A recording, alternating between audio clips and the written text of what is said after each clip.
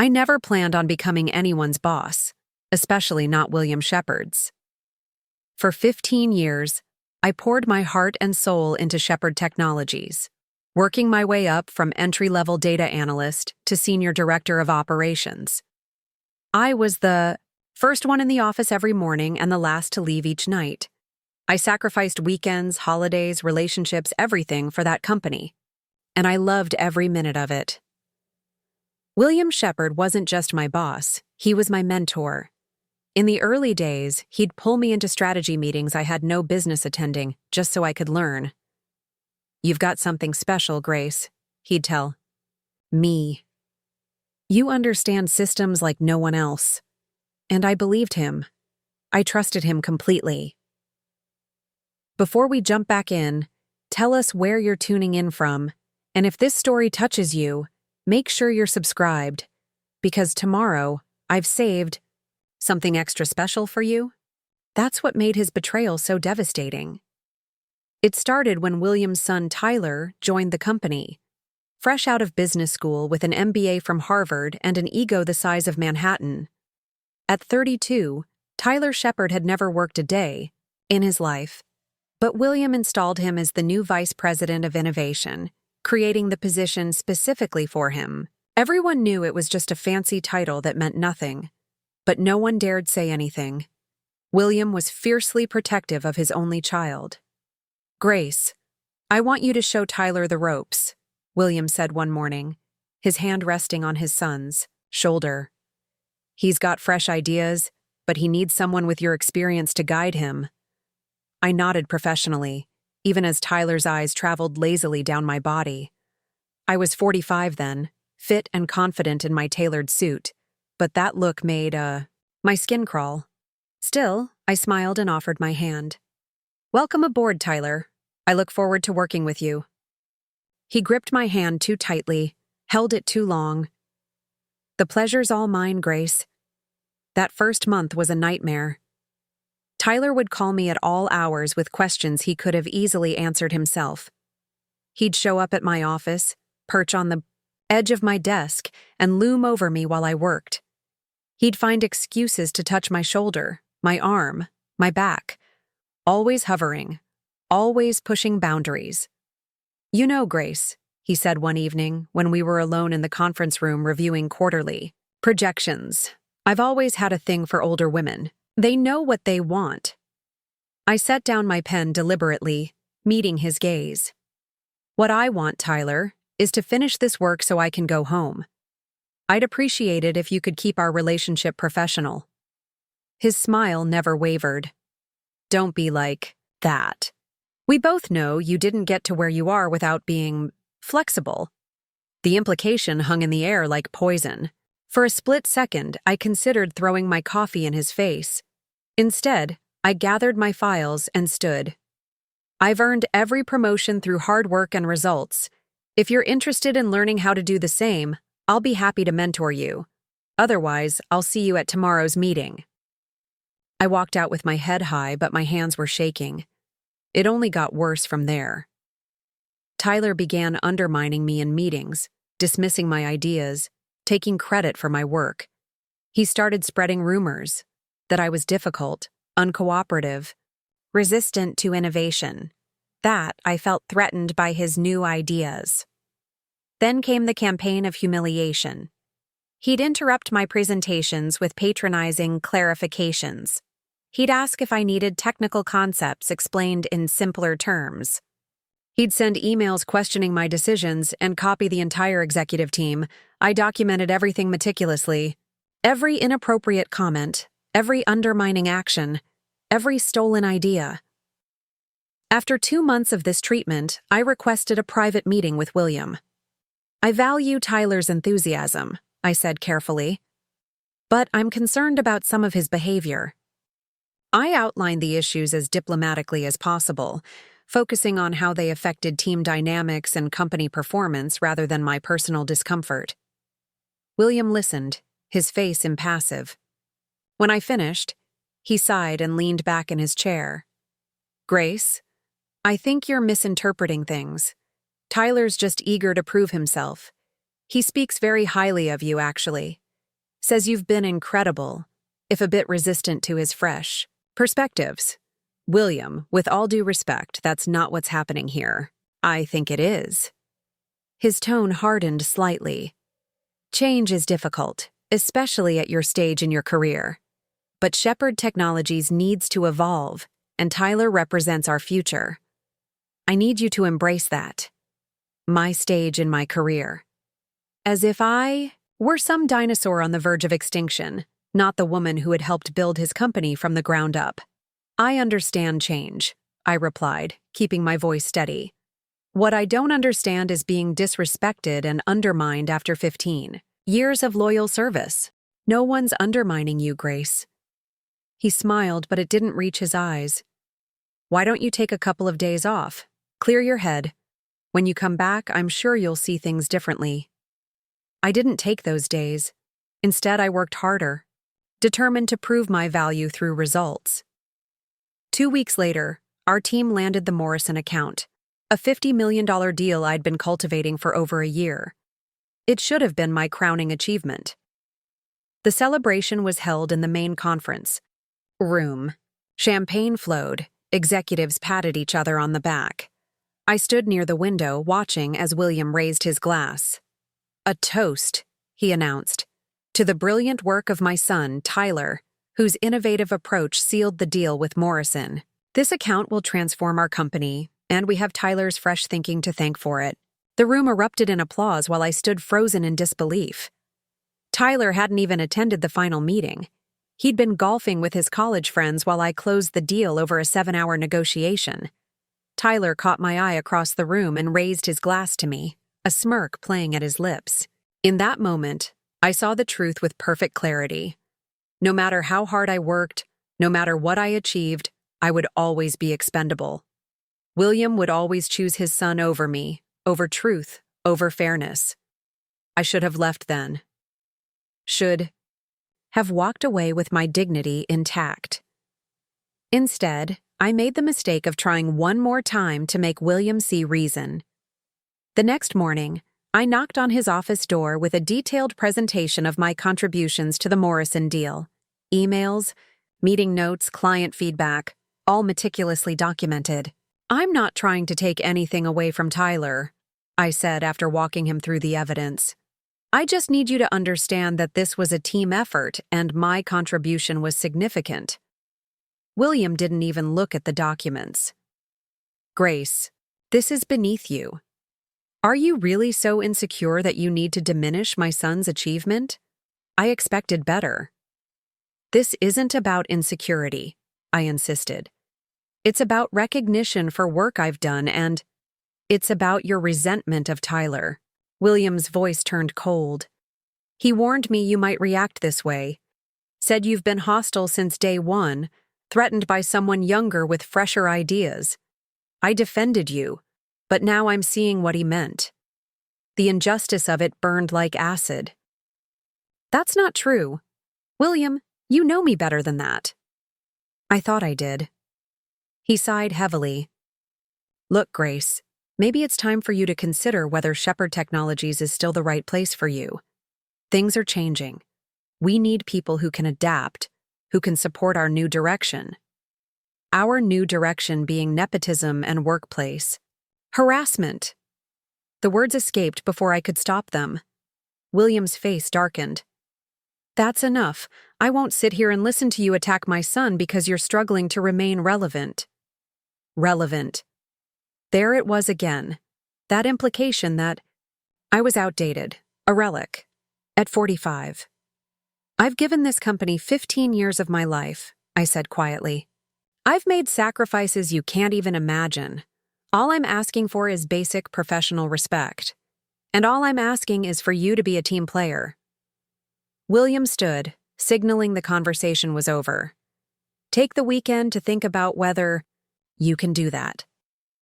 I left his office with my back straight and my mind reeling. Over the weekend, I did think about my options, my future, my worth. I decided I would start looking for another position, somewhere my experience would be valued. I would transition gracefully, professionally, but I never got the chance. Monday morning, I arrived at work to find my key card deactivated. When security finally let me in, Patricia from HR was waiting at my office, a cardboard box in her arms. "I am so sorry, Grace," she whispered, glancing nervously over her shoulder. "This wasn't my decision." Inside the box were my personal effects, the photos of my parents, my degree, the plant I'd kept alive for a decade. My company laptop was already gone. On top of everything sat an envelope with my name printed in William's distinctive handwriting. The letter inside was brief and coldly formal. My position had been eliminated as part of a strategic restructuring. I would receive 2 months severance, contingent upon signing a non-disclosure agreement. I was to leave the premises immediately. 15 years of loyalty ended with a form letter and a cardboard box. I signed the NDA. I took the severance. I walked out with as much dignity as I could muster, even as Tyler watched from the doorway of his office, that same smug smile playing on his lips. As I passed, he murmured, "Maybe if you'd been a bit friendlier, things could have worked out differently." It took everything in me not to slap him. Instead, I kept walking, chin up, eyes forward, heart shattered. The next few months were dark. I applied for positions, but at my level, opportunities were scarce. Several promising interviews ended abruptly, when the companies went in a different direction, always after checking my references. It didn't take a genius to figure out what was happening. William was blackballing me, making sure I couldn't find comparable work elsewhere. By month 4, I was dipping into my retirement savings. By month 6, I sold my condo and moved into a small apartment on the outskirts of the city.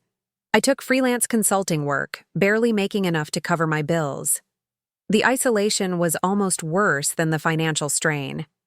I'd given so much to Shepard Technologies that I had little else in my life. No husband, no children, few close friends. My identity had been wrapped up in my career, and now it was gone. Then came the night that changed everything. I was at a small neighborhood bar, nursing a glass of wine I couldn't really afford, when a woman sat down beside me. Elegant, silver-haired, sharp-eyed. She ordered a scotch, neat, then turned to me. "You're Grace Matthews," she said. Not a question. I tensed, preparing for another humiliation. "Yes. Eleanor Voss." She extended her hand. "I've been following your career for some time." The name hit me like a lightning bolt. Eleanor Voss, founder of Voss Ventures, one of the most successful private equity firms in the country. A legend in the business world, known for her ruthless intelligence and impeccable instincts. "My career isn't much to follow these days," I said with a bitter smile. "On the contrary," Eleanor sipped her scotch. "I find your current situation quite illuminating. William Shepard always was a short-sighted fool." I glanced around nervously. "I signed an NDA. I can't discuss my former employment." "I'm not asking you to. I already know what happened." She waved dismissively. "What interests me is what you plan to do about it." "Do?" I laughed hollowly. "What can I do? He's made sure I can't work in this industry again." Eleanor studied me, her gaze penetrating. That's not the response I expected from the woman who increased Shepard's market share by 32% in 5 years. The woman who pioneered their Asian expansion. The woman who closed the Morrison deal single-handedly. I stared at her, wondering how she knew all this. "I make it my business to know things, Grace." She leaned closer. "Just as I know that William Shepard's company is in trouble, serious trouble." "What do you mean?" "Tyler's innovative approaches have driven away 3 major clients in the past 4 months. Their stock has dropped 18%. There are rumors of layoffs." She smiled thinly. "Turns out business acumen isn't hereditary." A small, shameful part of me felt vindicated, but mostly, I felt sad for the employees. Good people who would suffer because of William's blind spot where his son was concerned. "That's unfortunate," I said carefully. but I don't see what it has to do with me. Eleanor finished her scotch and set the glass down with a decisive click. Shepard Technologies is coming up for sale. Not publicly, not yet, but William is quietly seeking buyers before things deteriorate further. My heart raced. And you're interested? No. Her eyes locked with mine. But you should be. I laughed again, this time with genuine amusement. With what money? I can barely afford this wine. Eleanor didn't smile. I've reviewed your work, Grace. Your strategies. Your innovations. The real ones, not the watered-down versions Shepard implemented. You understand systems in a way few people do. You see connections others miss. You're wasted working for people like William Shepard. Thank you for the compliment, but it's not a compliment. It's an assessment. She pulled a business card from her purse and placed it before me. I'm prepared to back you, financially, strategically, however you need. You acquire Shepard Technologies, you run it properly, and we both profit. I stared at the card, my mind spinning. That's impossible. Is it? Eleanor stood, dropping cash on the bar to cover both our drinks. William is desperate. The company's value has plummeted. He'll take a reasonable offer from a private buyer, especially one who signs an NDA and agrees to keep the sale quiet until after the new quarter starts. She buttoned her coat. Think about it. Call me when you're ready to discuss details. She walked out, leaving me stunned. I sat there for an hour, turning the card over in my hands, my thoughts racing. It was absurd, impossible. The kind of revenge fantasy you dream about but never actually pursue. And yet, I knew Shepard Technologies inside and out. I knew its strengths, its weaknesses, its untapped potential. I knew exactly where Tyler's innovations would have caused damage and exactly how to repair it. What if... I pulled out my phone and called the number on the card. Eleanor answered on the first ring, as if she'd been waiting. I want to hear more, I said. I thought you might. I could hear the smile in her voice. Meet me at my office tomorrow morning. 8 a.m. Bring coffee, black, no sugar. The next morning changed the trajectory of my life. Eleanor's plan was bold but meticulous. Voss Ventures would provide 70% of the capital needed to purchase Shepard Technologies. I would contribute what remained of my savings and secure a personal loan for the rest. I would become the majority shareholder and CEO, with Eleanor taking a non-controlling interest and a seat on the board. Why are you doing this? I asked after she'd outlined the details. What's in it for you? Eleanor's smile was enigmatic. Let's just say I have my own history with William Shepard, and I've waited a long time to see him reap what he's sown. Then, more seriously, and because talent like yours shouldn't be sidelined by mediocre men. I'm not just investing in a company, Grace. I'm investing in you. The process moved with astonishing speed. Eleanor's team created a shell corporation to approach William, keeping my involvement completely hidden. As she'd predicted, he was desperate enough to accept our offer, which was fair but certainly not generous. The due diligence confirmed what Eleanor had told me. The company was in trouble, hemorrhaging clients and talent, its reputation tarnished by Tyler's mismanagement. 6 weeks after that night at the bar, I sat in Eleanor's office reviewing the final paperwork. Tomorrow, I would officially own Shepard Technologies. Are you ready? Eleanor asked, watching me closely. Was I? This wasn't just about revenge, though I couldn't deny the satisfaction I felt. This was about redemption, about proving my worth, about building something meaningful from the ashes of betrayal. Yes, I said, signing the last document with a steady hand. I'm ready. Eleanor nodded approvingly. There's one more thing you should know. She slid a folder across the desk. William insisted on one condition for the sale. I opened the folder and scanned the document inside, my breath catching. As part of the purchase agreement, William had required that the new owner retain Tyler Shepard in his executive position for a minimum of 1 year. I looked up at Eleanor, who was watching me with amusement dancing in her eyes. "He wants to make sure his precious boy is taken care of," she said. "William has no idea who's buying the company. He thinks he's protected Tyler's future." I stared at the document, emotion surging through me.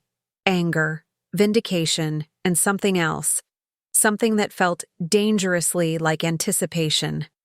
"So," Eleanor said softly, "what are you going to do about Tyler Shepard?"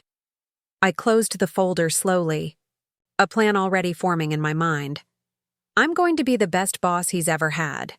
Tomorrow would be my first day as CEO of Shepard Technologies, and Tyler's first day working for me. I chose to wear red on my first day as CEO, a tailored crimson suit that radiated power and confidence." As the elevator ascended to the executive floor of what was now my company, I mentally rehearsed the speech I'd prepared for the all-hands meeting. Eleanor had advised announcing the ownership change immediately, ripping off the bandage instead of letting rumors fester. "Remember," she'd said during our breakfast strategy session, "you're not there for revenge. You're there to save a company. Let that guide your decisions, even with Tyler." The elevator doors opened, and I stepped out to find Patricia from HR waiting anxiously, clipboard clutched to her chest. "Ms. Matthews." She looked stunned despite having been informed of my arrival. "I mean, should I call you Ms. Matthews or—" "Grace is fine, Patricia." I smiled genuinely. She had always been kind, even when delivering my termination papers. "Is everything set for the all-hands meeting at 10? "Yes, ma'am. The atrium is ready. But—" She lowered her voice. "The executive team doesn't know what the meeting is about. Mr. Shepard, the former Mr. Shepard, simply sent an email saying there would be an announcement from the new ownership, and that attendance was mandatory." "Perfect. Let's keep it that way." I glanced toward what had been William's office, my office now. "Is the team in the conference room?" "Yes, they're waiting." She hesitated. "Tyler is there too. He's been telling everyone that his father sold to a silent investor, but that he'll be running things day to day." Of course he was. I suppressed a smile. "Thank you, Patricia. I'll take it from here." The executive conference room fell silent the moment I walked in. 8 faces turned toward me, expressions ranging from shock to confusion to outright hostility. Tyler, seated at the head of the table where his father used to sit, was the last to notice my entrance, busy scrolling through his phone.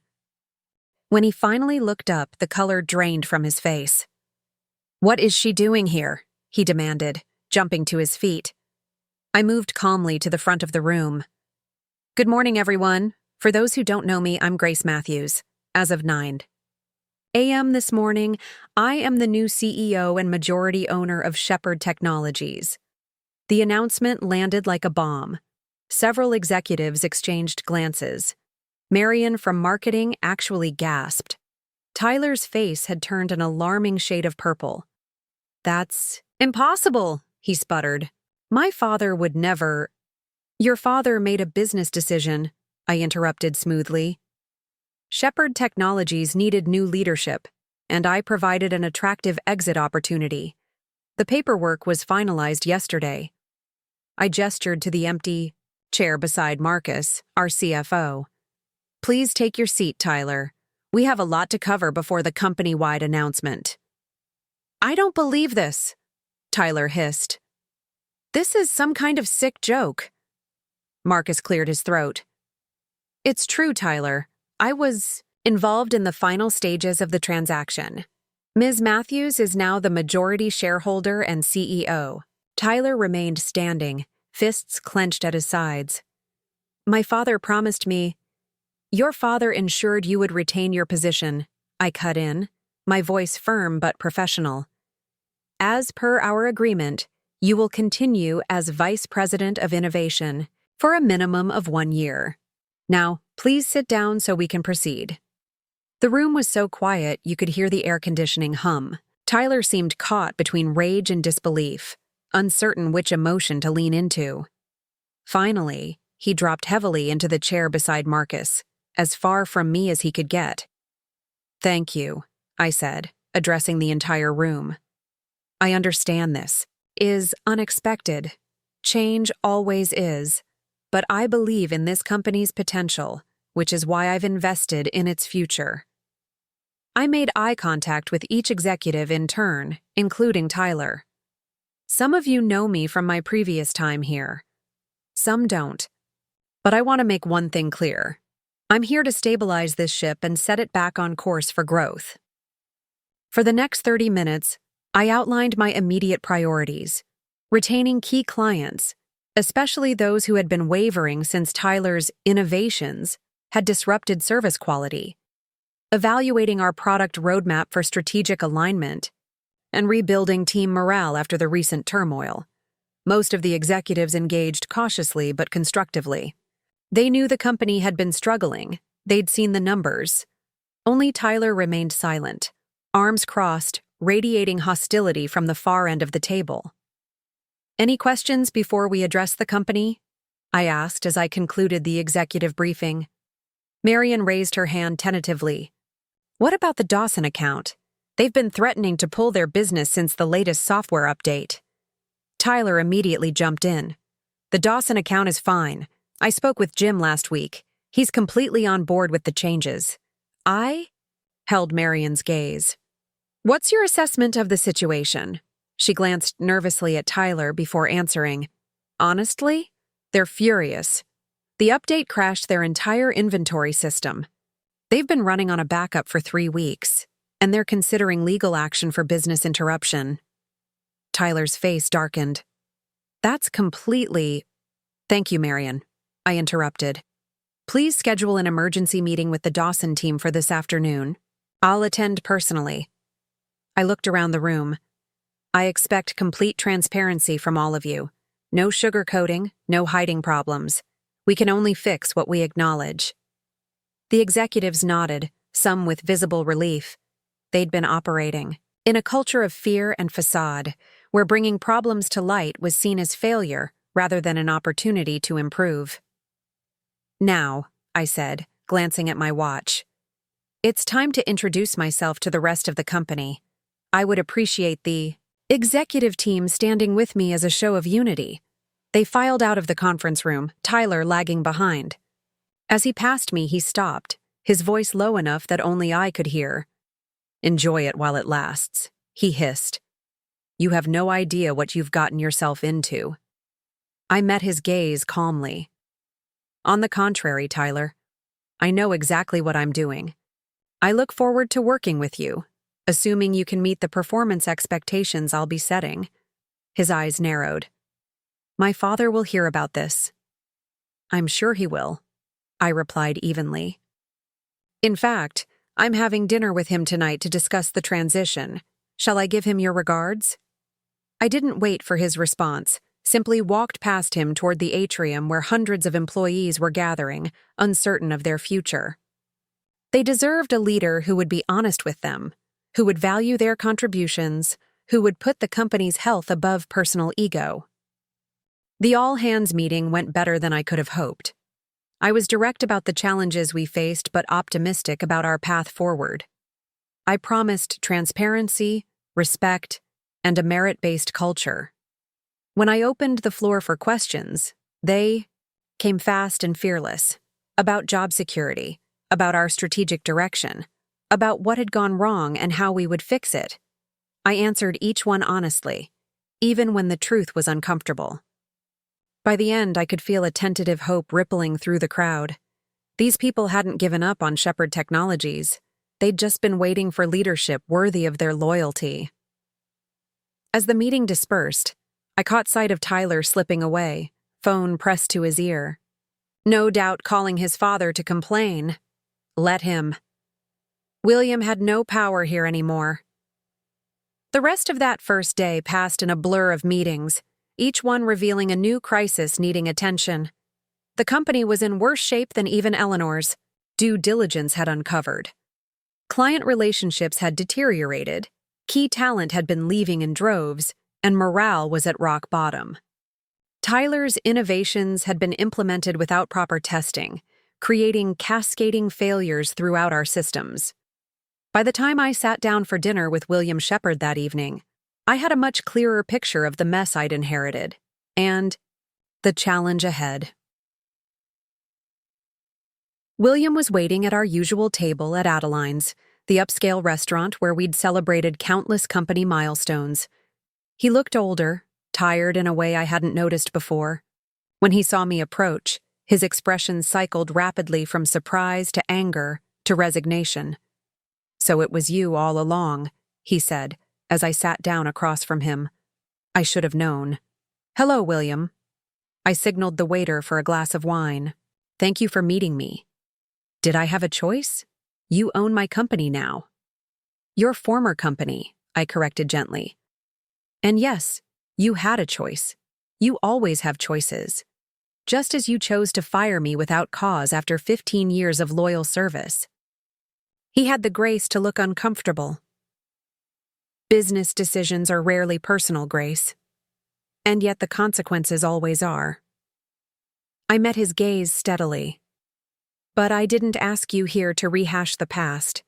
We need to discuss the transition." William's shoulders slumped slightly. "Tyler called me. He's quite upset." "I imagine he is. Change is difficult, especially when it disrupts one's sense of entitlement. He's my son, Grace, my only child. I was trying to secure his future." I took a sip of wine, considering my words carefully. "I understand that instinct. But you didn't do him any favors.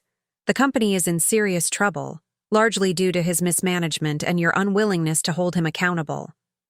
William started to protest, but I raised a hand to stop him. "I've honored our agreement. Tyler will remain in his position for 1 year as stipulated, but he will be held to the same performance standards as every other executive. No special treatment, no exceptions. He says you'll fire him the moment you can find a way around the contract."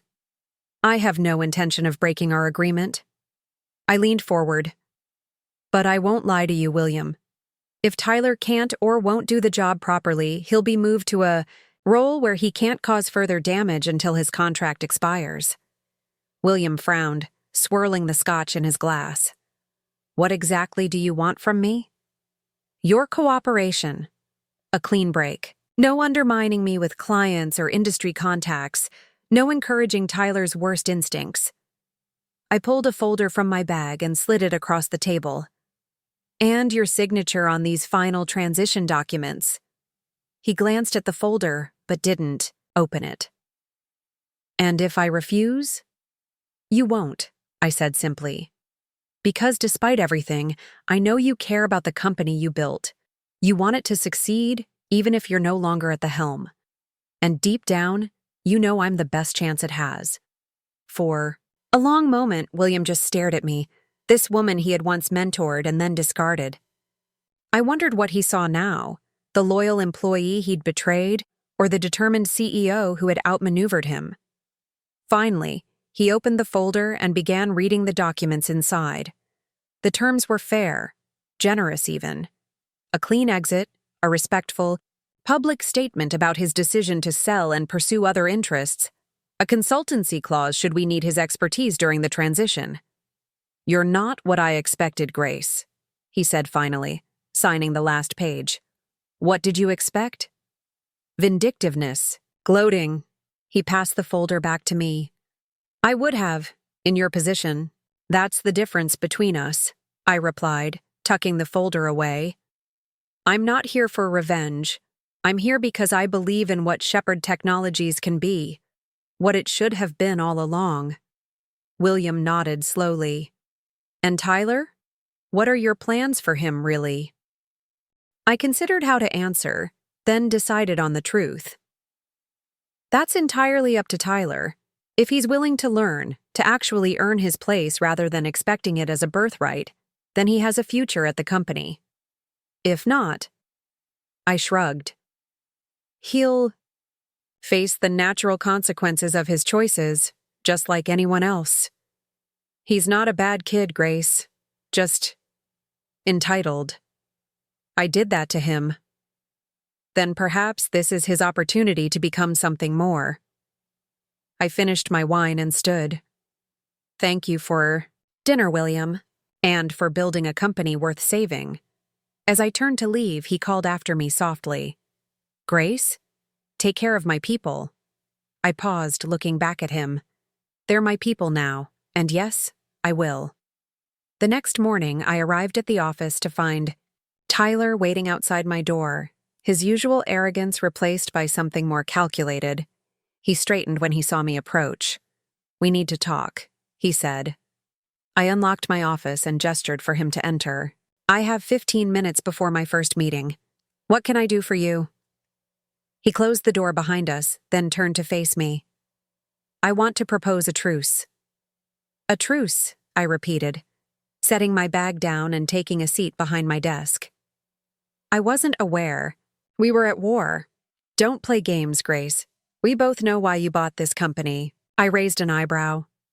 Do we? Please enlighten me. Revenge. He crossed his arms. You want to humiliate me the way you think I humiliated you, to make me pay for getting you fired. That's a very self-centered interpretation of events. I leaned, back in my chair, studying him.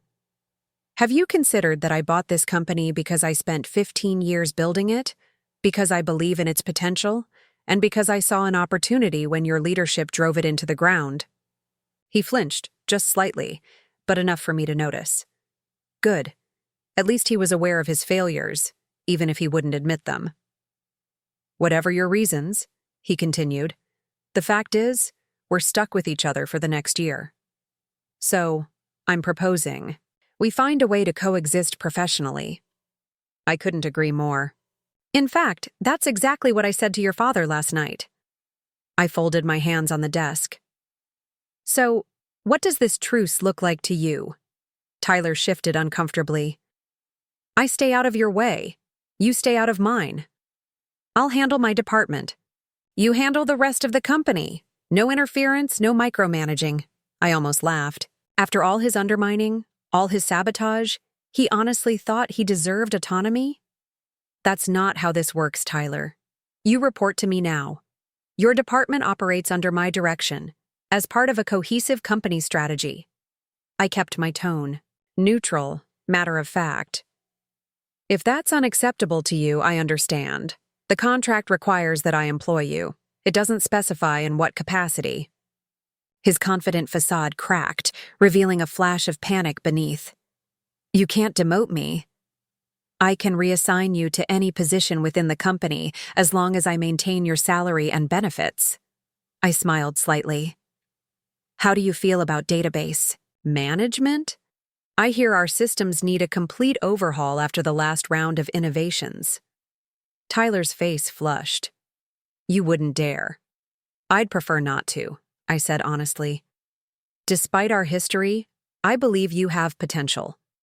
You're intelligent, ambitious, and when you choose to be, quite charismatic.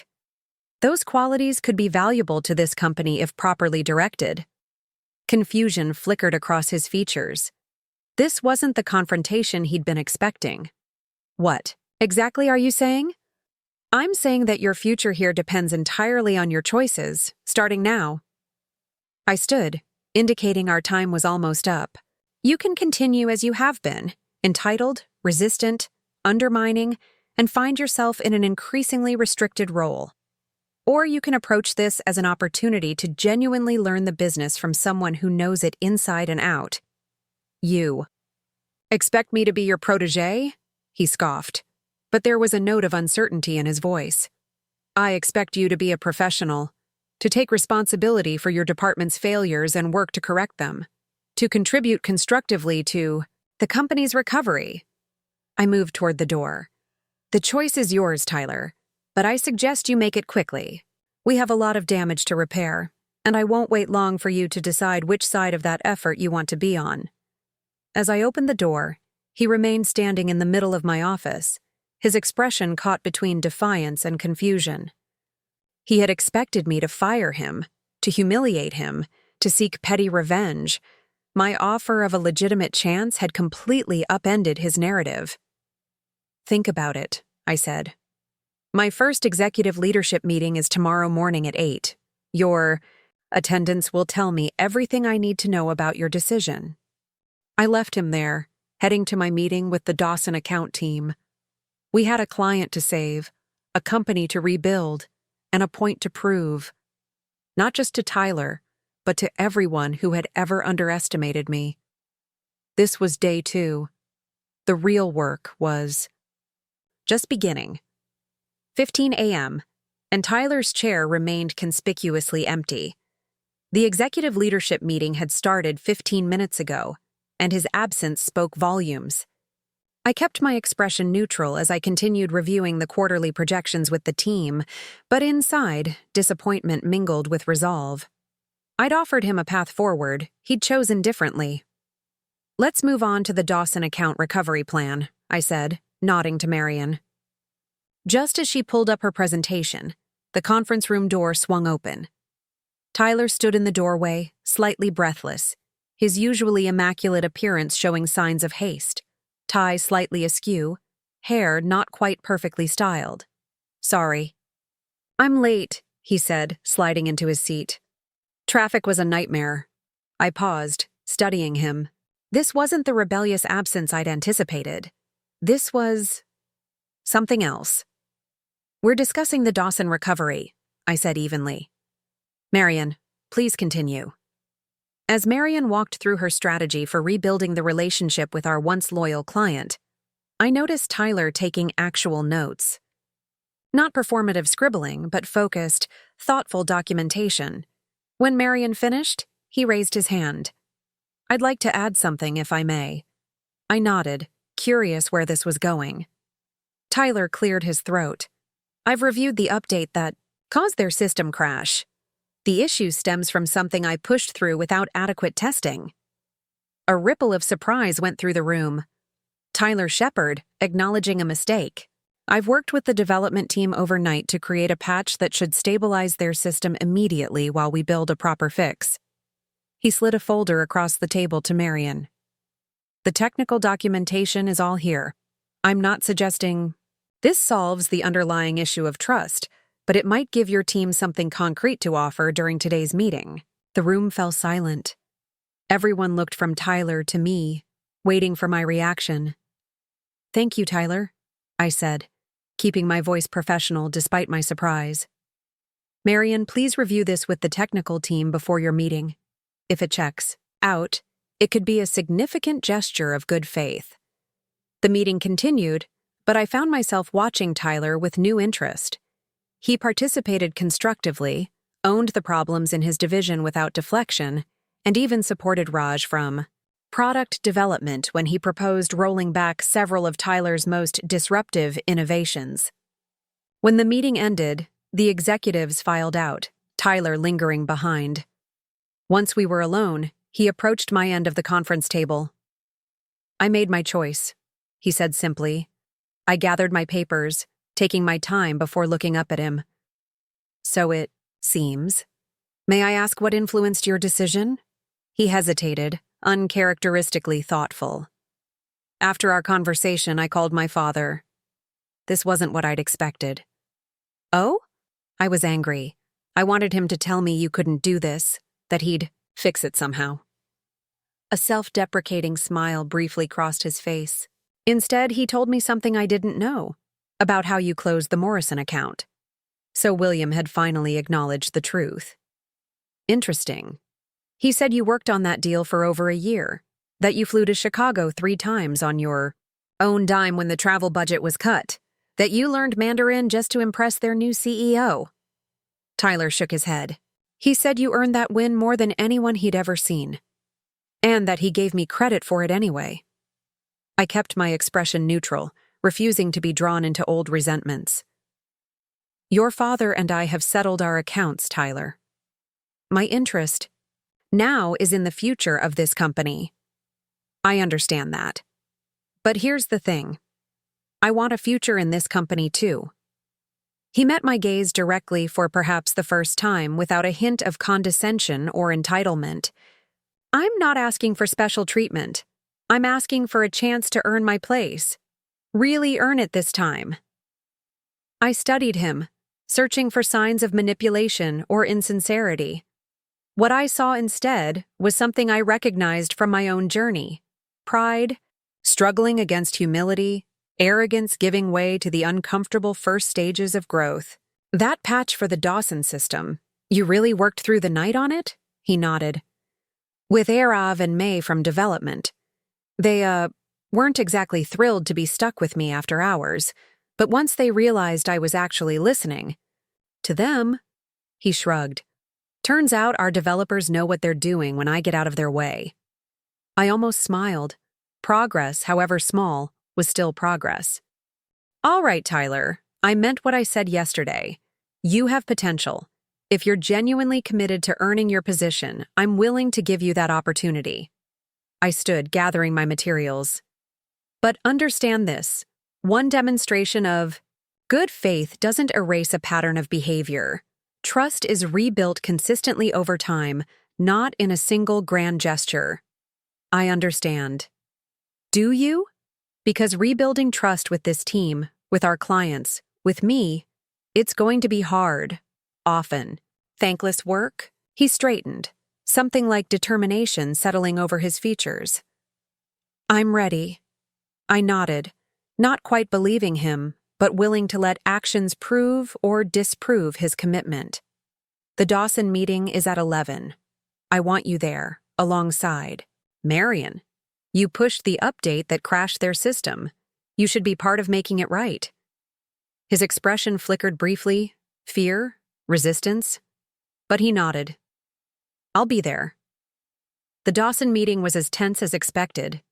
Jim Dawson, the founder and CEO, arrived with his technical director and legal counsel in tow, never a good sign. They sat rigidly across the conference table, polite but cold, clearly prepared to terminate our 10-year relationship. I opened with a straightforward acknowledgement of our failure, offered no excuses, and then turned to Tyler. Our VP of Innovation, Tyler Shepard, led the team that developed the emergency patch and has been personally overseeing the long-term solution. Tyler? He stepped up with none of his usual swagger.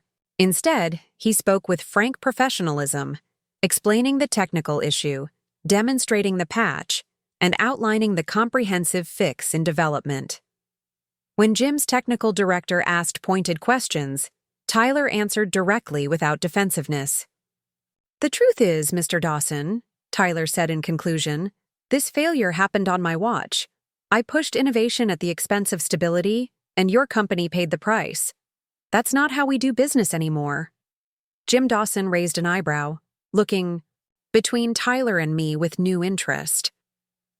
And who exactly leads this new approach? Ms. Matthews, Tyler replied without hesitation. She's instituted rigorous testing protocols that would have caught this issue before it ever reached your systems. I hadn't, in fact, formally announced those protocols yet, though they were on my agenda for next week. Tyler had obviously been paying closer attention than I'd realized. The meeting shifted after that. Not an immediate repair of trust, but a tentative willingness to consider our path forward. By the time Jim Dawson and his team left, we had a provisional agreement. They would implement our patch, assess its effectiveness over 2 weeks, and, if satisfied, discuss continuing our relationship under revised terms. As we walked back to the elevator bank, I glanced at Tyler. That was well handled. A flash of his old confidence returned, but tempered now by something more substantial. The old Tyler would have blamed the development team, invented some excuse about unprecedented usage patterns, anything but take responsibility. And what changed? He considered the question as we stepped into the elevator. I watched my father lose a company he spent 30 years building because he couldn't admit when he was wrong. I don't want that to be my legacy, too. The doors closed, leaving us alone in the small space. Besides, he added quietly, I'm tired of being the person everyone tolerates but no one respects. It was perhaps the most honest thing I'd ever heard. Him say. The next 3 weeks unfolded in a similar pattern. Tyler showing up early, staying late, diving into the problems his previous decisions had created, and working tirelessly to solve them. The executive team remained wary, but as results began to materialize, Dawson recommitting to a 2-year contract, the system stabilizing, client complaints decreasing, their skepticism slowly gave way to cautious acceptance. Not that it was all smooth sailing. Tyler's deeply ingrained entitlement surfaced regularly, in his impatience with process, his instinct to override rather than collaborate, his struggle to accept feedback from those he still subconsciously viewed as beneath him. But each time, he caught himself, sometimes with a gentle reminder from me, sometimes on his own. 1 month into our new arrangement, I called Tyler into my office for his first formal performance review. "You've exceeded my initial expectations," I began, reviewing the detailed evaluation I'd prepared. "The Dawson recovery was particularly well executed. Your willingness to acknowledge mistakes and work with the team to correct them has been noted by several department heads." Tyler nodded, accepting the praise without his former smugness. "That said," I continued, "there are still significant areas for improvement." I outlined them methodically. His tendency to work around established processes, his impatience with necessary administrative tasks, his still developing skills in true collaboration. "Your technical instincts are often sound," I concluded, "but your implementation approach remains problematic. Innovation isn't just about having ideas, it's about bringing people along with you, ensuring sustainability, and anticipating downstream impacts." I expected resistance, perhaps even a flash of the old resentful Tyler. Instead, he leaned forward, focused intently on my feedback. "How do I improve on that specifically?" he asked. "The people part, I mean. It doesn't come naturally to me the way the technical side does." I blinked, momentarily caught off guard by his genuine desire to learn. "Start by spending more time, listening than talking. Seek input at the beginning of projects, not after key decisions are made. And recognize that expertise exists throughout the organization, not just in the executive offices." He nodded, making notes. "May I be transparent? About something? Please. I still struggle with taking direction from you." He looked up, meeting my eyes directly. "Not because you're a woman, or because of our history, but because it's humbling. You're better at this than I am. Much better. And admitting that is difficult." His candor surprised me. "Humility is an acquired skill, Tyler. One your father never mastered, and frankly, one I had to learn the hard way myself." "How did you learn it?" I considered the question, reflecting on my own journey. "By failing. By being wrong and having to face it. By recognizing that my perspective, no matter how convinced I was of its correctness, was just one perspective among many." I smiled slightly. "It's a lifelong practice, not a destination." He absorbed this, then asked the question I sensed had been brewing for weeks. "Why did you keep me on? Really? You could have found a way around the contract, buried me in some meaningless role. Why give me an actual chance?" The truth was, I'd asked myself the same question many times over the past month. Initially, because I wanted to prove something, to you, to your father, maybe even to myself. I set down my pen, abandoning the formal review structure. But now, because talent shouldn't be wasted, even when it comes in a package as initially unlikable as yours. He laughed, a genuine sound without bitterness. "Fair enough. This company needs innovation, Tyler. Real innovation. Not just disruption for its own sake. If you can channel your abilities in service of that goal, you have a place here. A meaningful one." Our conversation was interrupted by a knock at the door. Patricia entered, her expression tense. "Sorry to interrupt, but there's an urgent situation. Eleanor Voss is here. She's called an emergency board meeting for 4 o'clock today." My stomach tightened. Eleanor had been largely hands-off since the acquisition, trusting me to implement my recovery plan without interference. An unscheduled board appearance was concerning. Did she indicate the purpose? I asked, already reaching for my phone to check for missed messages.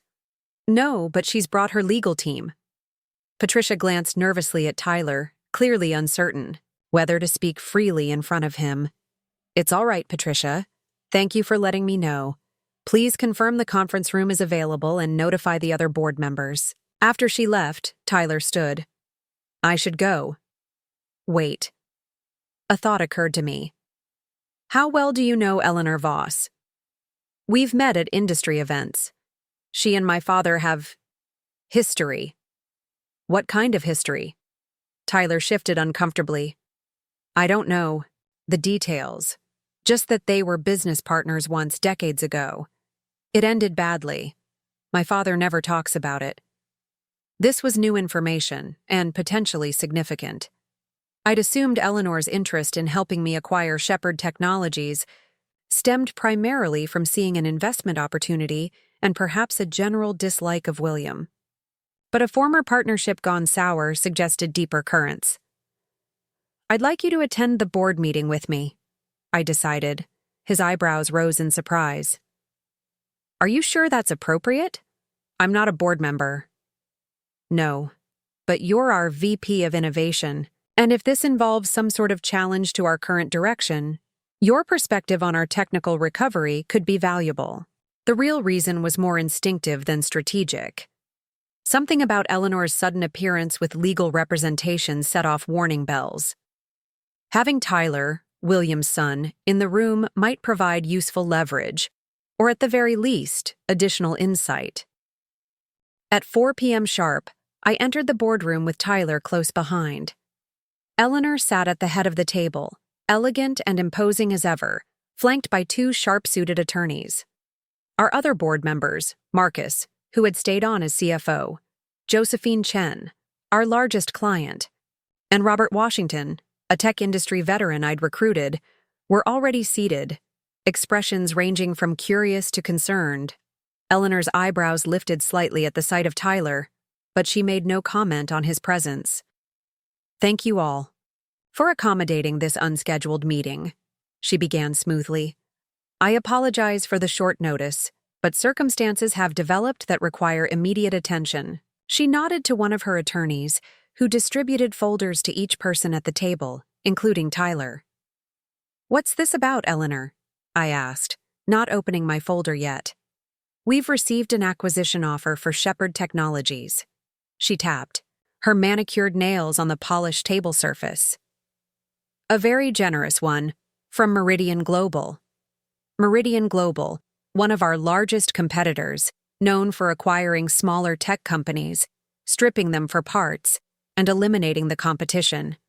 My blood ran cold. We're not selling, I said immediately. Eleanor's smile didn't reach her eyes. That's not entirely your decision, Grace.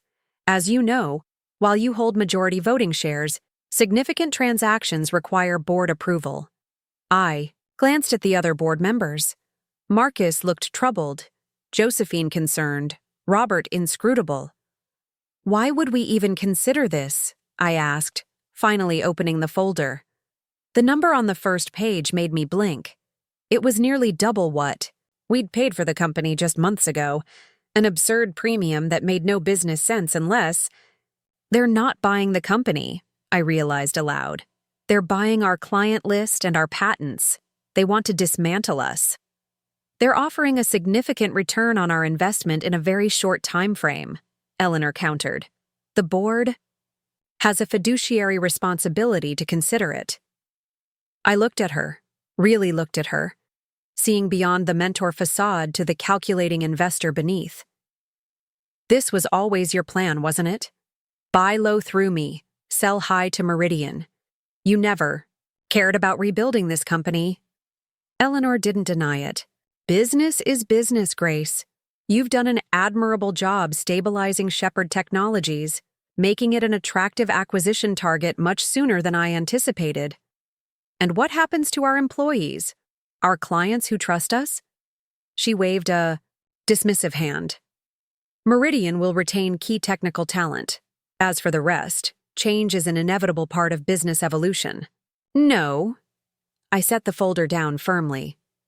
I won't support this. You're outvoted, Eleanor said simply, looking around the table.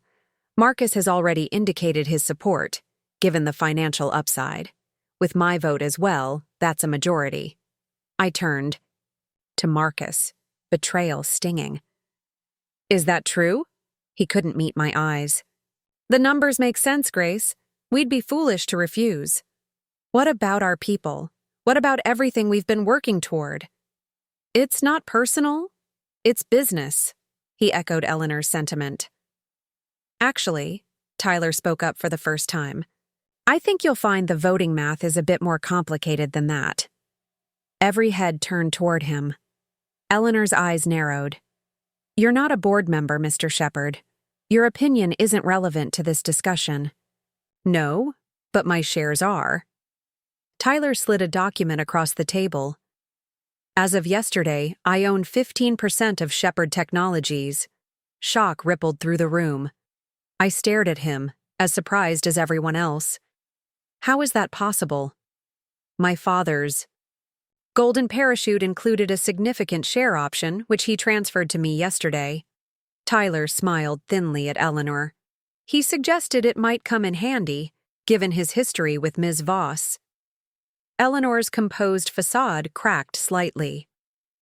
That's impossible. Those shares were non-transferable. Not according to the paperwork filed with the SEC. Tyler looked at me. I vote against the acquisition. With my shares and Tyler's combined, we could block the sale regardless of Marcus's position. Eleanor's carefully constructed exit strategy was crumbling before her eyes. This is absurd, she snapped. Why would you oppose an offer that would make you personally very wealthy, Mr. Shepard? Tyler met her gaze evenly. Because I'm tired of people treating this company like a chess piece. Because our employees deserve better. And because for once in my life, I'd like to build something instead of just taking credit for other people's work. He glanced at me, and in that moment, I saw something I never expected to see from Tyler Shepard. Integrity. Eleanor gathered her papers, her pleasant mask abandoned. This discussion isn't over. The Meridian offer has a 48-hour expiration. I suggest you both reconsider your position before then. She swept out of the room with her attorneys in tow, leaving a stunned silence behind her. Well, Robert said finally, that was unexpected. I turned to Tyler, still processing what had just happened. When were you going to tell me about the shares?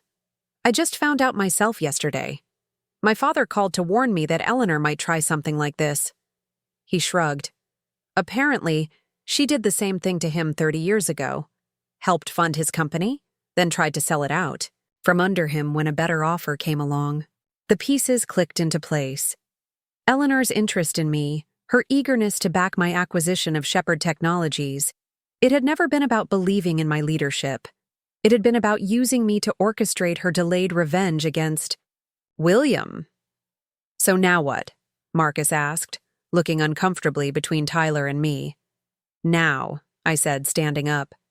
Tyler and I need to have a conversation about the future of our company. Our company. The phrase felt strange yet right somehow, acknowledging a partnership I'd never anticipated but now couldn't avoid. As the board members filed out, Tyler remained seated, watching me with an uncharacteristically uncertain expression. Thank you, I said simply. Don't thank me yet. He leaned forward, his expression serious. Eleanor won't give up easily, and now we're partners of a sort, which I doubt either of us planned on. I sat back down, mind racing with implications. Why did you do it? Really? Tyler considered the question carefully. Because in the past month, I've seen what this company could be under your leadership.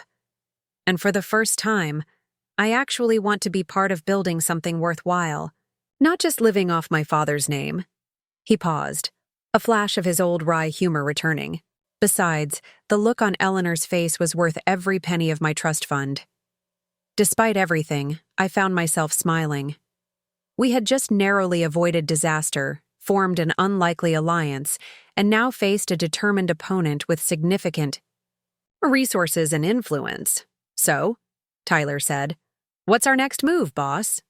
"Eleanor won't just walk away," I said, pacing the length of my office as Tyler sat sprawled in the chair across from my desk.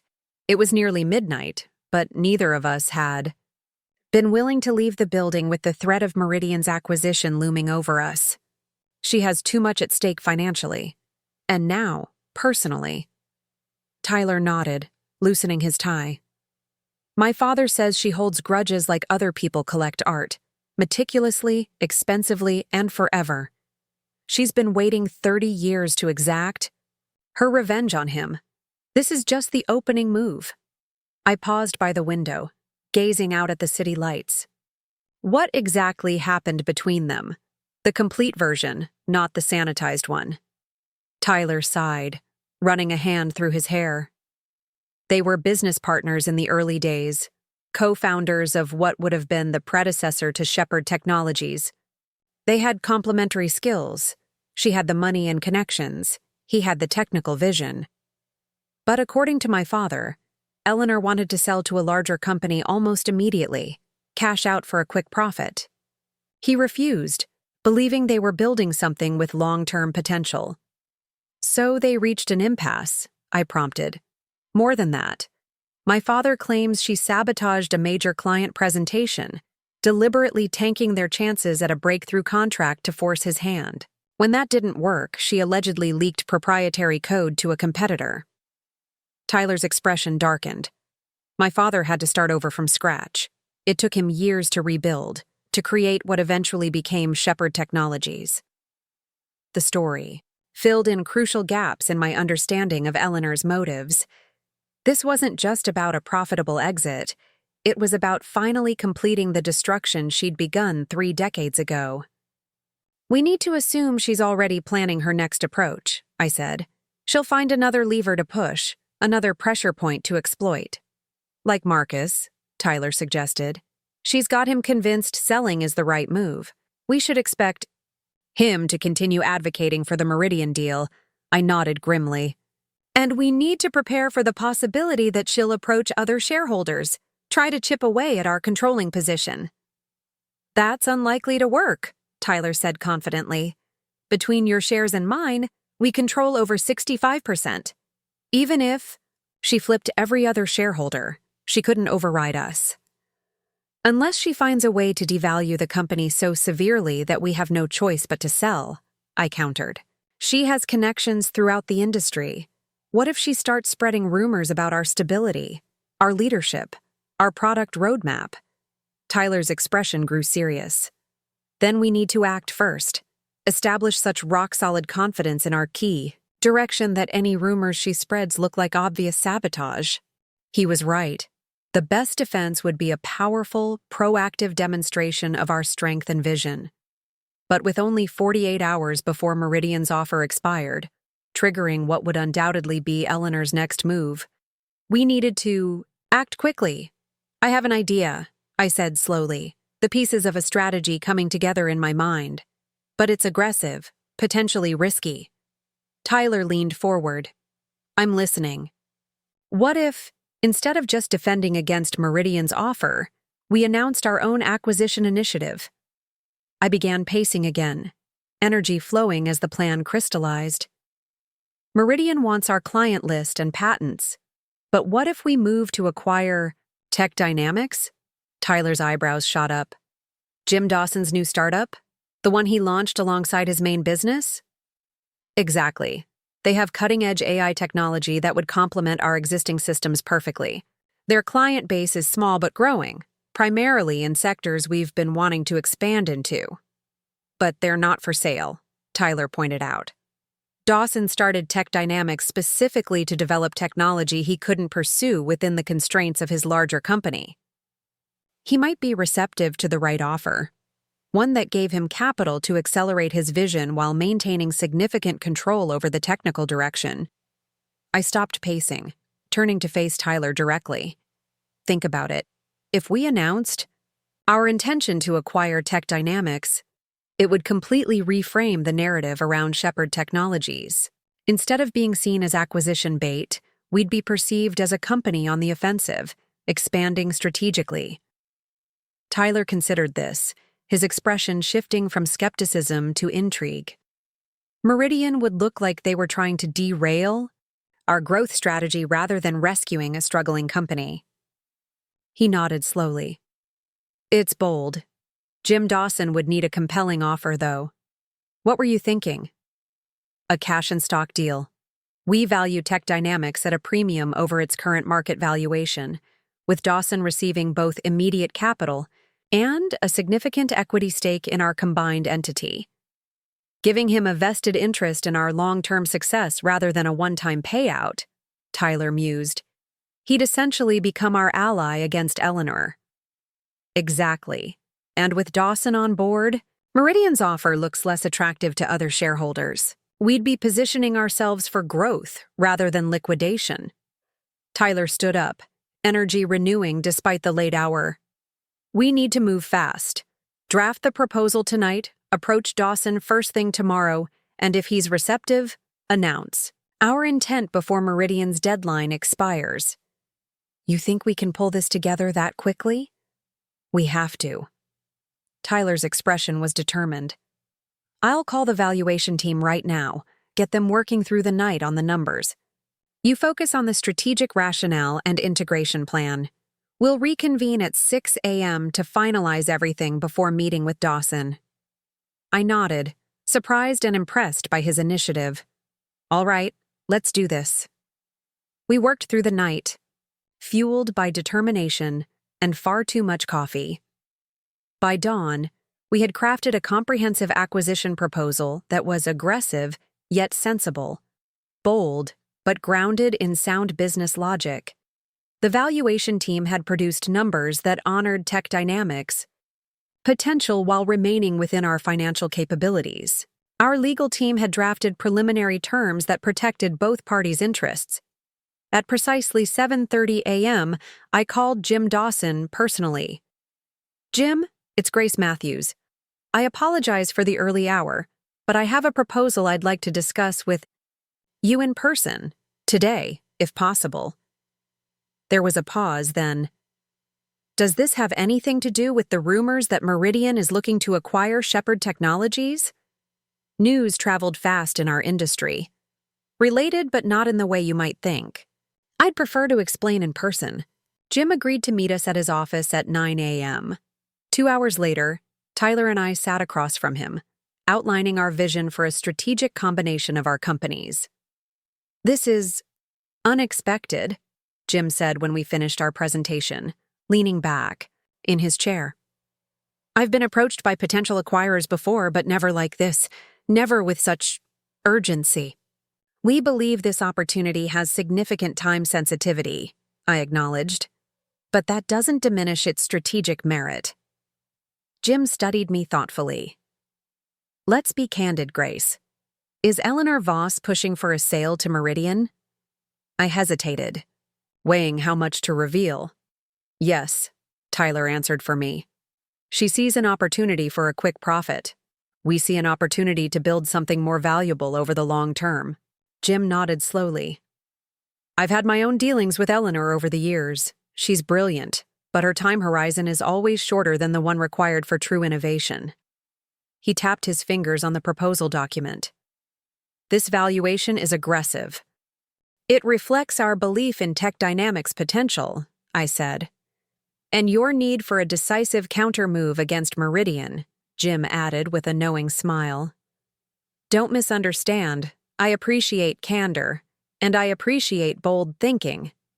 He stood up, moving to gaze out his office window. I started Tech Dynamics because I believed AI integration was the future of enterprise software. I've been watching Shepard Technologies since you took over, Grace. Your stabilization work has been impressive.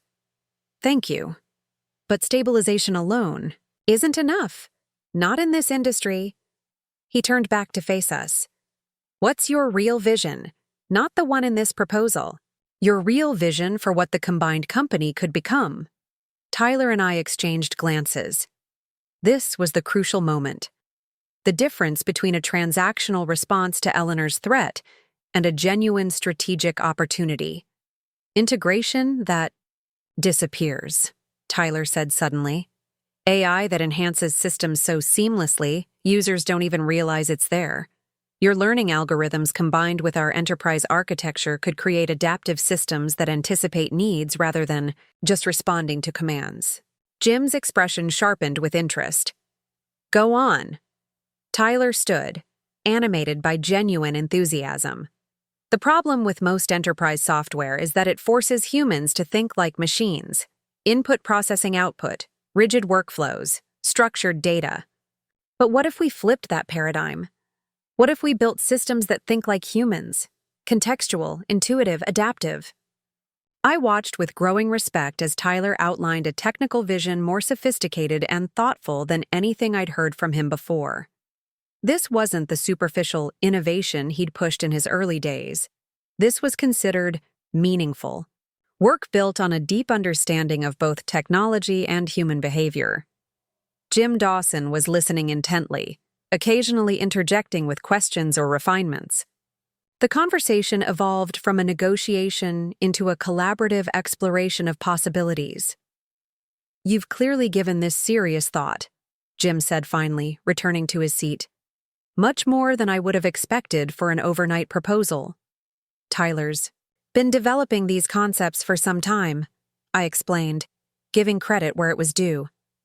The acquisition opportunity has simply accelerated our timeline for presenting them. Jim looked between us, his decision visibly forming. I need to discuss this with my technical team and my board, but he tapped the proposal again. I'm preliminarily interested, very interested, on one condition. What's that? I asked. I want Tyler to lead the integration of our technologies personally. Jim fixed his gaze on Tyler. These ideas you've outlined, they're exactly what I've been working toward. But they need a champion who understands both the business imperatives and the technical possibilities. Tyler looked stunned. You want me to lead the integration? I want you to lead the future of both our companies, Jim clarified. With Grace's approval, of course. I didn't hesitate. You have it. Tyler has earned my trust over these past months. The words felt strange but true. The man sitting beside me was not the entitled, arrogant Tyler who had harassed and undermined me. He was someone else entirely. Or perhaps, someone who had been buried beneath layers of privilege and insecurity all along. Then we have a preliminary agreement, Jim said, extending his hand. Subject to due diligence and board approval, of course. We shook on it, a momentary triumph in what remained a precarious situation. But it was a start, a powerful counter-move that might just neutralize Eleanor's gambit. We'd like to announce our intent publicly this afternoon, I said. Before market close. Jim understood immediately. To preempt Meridian's deadline. Smart. I'll have my team ready to coordinate on the announcement. As we left Tech Dynamics headquarters, Tyler was uncharacteristically quiet. It wasn't until we were in the car heading back to the office that he spoke. Thank you, he said simply, for backing me in there. You earned it, I replied. That vision you outlined, it was genuinely impressive. He stared out the window, his reflection thoughtful in the glass. I've had those ideas for years, but my father was never interested in anything that didn't generate immediate revenue, and I was too insecure to push for them properly. Easier to play the entitled executive than risk advocating for something that might fail. The admission cost him, I could tell. Fear of failure is powerful, I acknowledged, especially when you've been told your whole life that your value is tied to your success. Tyler glanced at me, surprised by my insight. How did you overcome it? Who says I have? I smiled slightly. I still feel it. The difference is, I've learned to act despite it, not because of it. We rode in companionable silence for a few minutes before Tyler spoke again. "You know Eleanor won't be stopped by this. If anything, she'll see it as a declaration of war." "I'm counting on it," I said, "because now, instead of defending a weakened company against acquisition, we're pursuing an aggressive growth strategy with a respected industry partner. The battlefield has changed. And the soldiers," Tyler added quietly.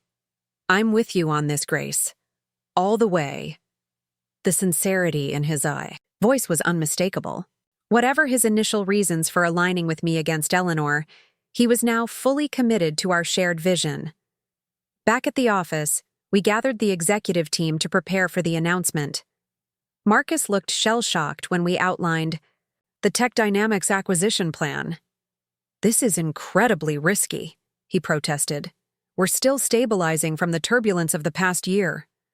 Taking on an acquisition now is exactly what a confident, forward-looking company does," I interrupted firmly. "We're not just reacting to Meridian's offer. We're pursuing our own strategic vision." "Eleanor won't support this," he warned. "She doesn't have to," Tyler pointed out. "Between Grace's shares and mine, we have sufficient voting control to proceed without her approval." Marcus looked between us, clearly recalibrating his understanding of the power dynamics. "I see. And what if she retaliates?" "We expect her to," I said simply. "And we're prepared for it." The announcement went out at 3:45 p.m., just before market close. Shepard Technologies announces intent to acquire Tech Dynamics, expanding AI capabilities.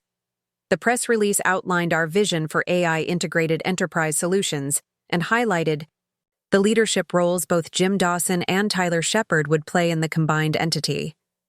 Financial analysts reacted with cautious optimism. Our stock ticked up 3% in the final 15 minutes of trading. Shepard Dynamics started trending in tech circles on social media. At exactly 4:01 p.m., 1 minute after markets closed, my phone rang. Eleanor. I put her on speaker so Tyler could hear. "Hello, Eleanor. What the hell do you think you're doing?" Her voice was controlled but vibrating with fury. "Building the company you invested in," I replied calmly. "The Tech Dynamics acquisition positions us for significant growth in AI-enhanced enterprise solutions." "Don't play games with me, Grace. This is a transparent attempt to block the Meridian offer. On the contrary, it's a strategic move that makes our company more valuable, which should please you as an investor." "I'm convening an emergency board meeting tomorrow morning," she snapped. "I expect both you and Tyler to attend." "We'll be there," Tyler replied. "We're excited to walk the board through the details of this opportunity." Eleanor's voice hardened. "You have no idea what you've started. Your father tried similar tactics 30 years ago, Mr. Shepard. It didn't end well for him. History doesn't always repeat itself," Tyler replied evenly. "Sometimes it just rhymes." Eleanor hung up without another word. "Well," I said, setting down my phone, "that went about as expected." Tyler nodded grimly. "Round one to us, but she'll come back harder tomorrow." "Then we'd better be ready." I moved to my computer and pulled up the presentation we'd been refining. All day.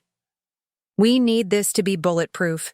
Every number verified, every projection defensible, every strategic rationale ironclad." We worked late into the evening once again, preparing for what we knew would be a brutal board meeting. Around midnight, Tyler stepped out to take a call, returning several minutes later with an odd expression on his face. "Everything okay?" I asked. "That was my father," he said, dropping back into his chair. "Someone told him about our Tech Dynamics announcement." "Eleanor?" "Most likely. He wanted to warn me that she's already been on the phone with Meridian, trying to restructure their offer." I frowned. "How would he know that?" "He still has friends on their board." Tyler hesitated. "He also said something else. He said to tell you he was wrong about you, that you're exactly what this company needs."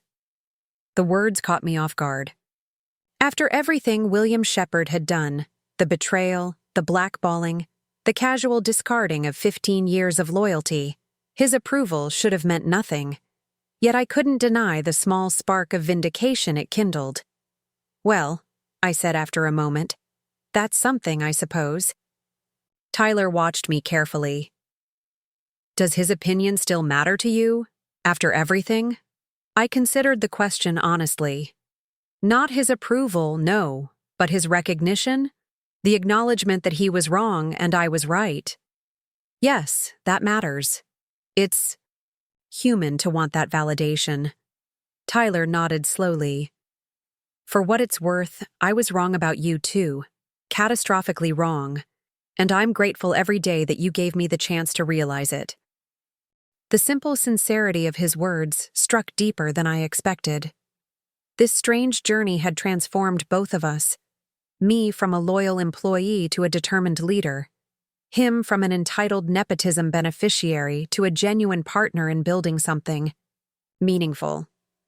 "We should get some rest," I said, suddenly aware of the exhaustion pulling at me. "Tomorrow will be demanding."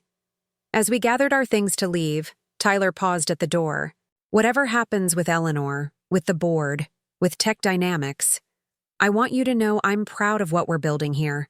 Not just the business, but the culture, the integrity. It's what my father could have created but didn't." "We're not there yet," I reminded him. "We have a long way to go." "But we're on the right path." He smiled, a genuine expression without his former smugness. "And that's worth fighting for." As I watched him walk toward the elevator, I reflected on the improbable journey that had brought us here. From harassment to partnership, from betrayal to alliance. Life rarely offers neat resolutions or perfect justice. But sometimes, if you hold firm to your principles and remain open to genuine change in others, it offers something more valuable, the chance to build something better than what was broken. Tomorrow would bring Eleanor's counterattack. The board meeting would be contentious, the path forward uncertain. But for the first time since I'd been fired all those months ago, I felt complete confidence in my direction.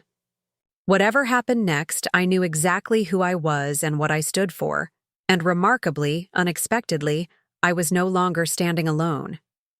The boardroom felt electric with tension as I took my seat at the head of the table the next morning. Eleanor sat opposite me, immaculate in a steel gray suit that matched her expression. Her two attorneys flanked her like sentries. Marcus fidgeted nervously beside Josephine Chen, while Robert Washington maintained his usual inscrutable calm. Tyler was the last to arrive, sliding into the chair to my right with a subtle nod of support. "Let's begin," I said, opening the meeting precisely at 8 a.m. "Eleanor has called this emergency session regarding our announcement yesterday of our intent to acquire Tech Dynamics." Eleanor didn't waste time on pleasantries. "This reckless acquisition attempt is a transparent ploy to block a legitimate offer from Meridian Global that would deliver immediate, substantial value to all shareholders." "On the contrary," I replied evenly, "the Tech Dynamics acquisition represents a strategic growth opportunity that enhances our long-term value proposition far beyond what Meridian's dismantling of our company would provide." Eleanor's smile was razor-thin. "How convenient that you discovered this strategic opportunity exactly 48 hours after Meridian's offer." "Sometimes pressure reveals clarity," I acknowledged. "Meridian's offer forced us to accelerate our strategic planning, but the synergies with Tech Dynamics have been evident for some time." I nodded to Tyler. "In fact, Tyler has been developing the technical integration concepts for months." Eleanor's gaze flicked to Tyler, cold and dismissive. "Yes, let's talk about Tyler's sudden prominence in this plan. The same executive whose mismanagement nearly destroyed this company is now being positioned as the architect of its future. Forgive me if I find that difficult to believe." Tyler didn't rise to the bait. "My early approaches were flawed," he admitted with a candor that visibly surprised Eleanor. "I've spent the past few months learning, really learning, how this business works, where its strengths lie, and how to build on them rather than disrupt for disruption's sake." "Touching personal growth," Eleanor said dryly, But sentiment doesn't change the fact that this acquisition makes no financial sense at this juncture. The premium you're offering for Tech Dynamics exceeds reasonable valuation models by at least 30%. Only if you're looking at current revenue, Tyler countered. If you factor in the patent portfolio and the potential market for their AI integration capabilities, our offer is actually quite measured. Eleanor turned to Marcus. As CFO, surely you can't support this financially irresponsible move? Marcus shifted uncomfortably. I've reviewed the projections, and while aggressive, they're not unreasonable, given the technology synergies. His voice grew stronger as he continued. The combined entity would be positioned to capture significant market share in the expanding AI-enhanced enterprise space. Eleanor's eyes narrowed at this unexpected resistance. Robert, she pivoted smoothly, you've been in this industry for decades. Surely you recognize this as a defensive panic move rather than sound strategy. Robert Washington leaned forward, folding his hands on the table. What I recognize, Eleanor, is that you've been pursuing your own agenda from the beginning. This was never about maximizing shareholder value. It was about settling an old score with William Shepard. A momentary flicker of surprise crossed Eleanor's face before her composure returned. My personal history with William Shepard is irrelevant. We're discussing a concrete offer from Meridian that would deliver an immediate 97% return on our investment. While destroying a viable company and eliminating hundreds of jobs, Josephine Chen interjected.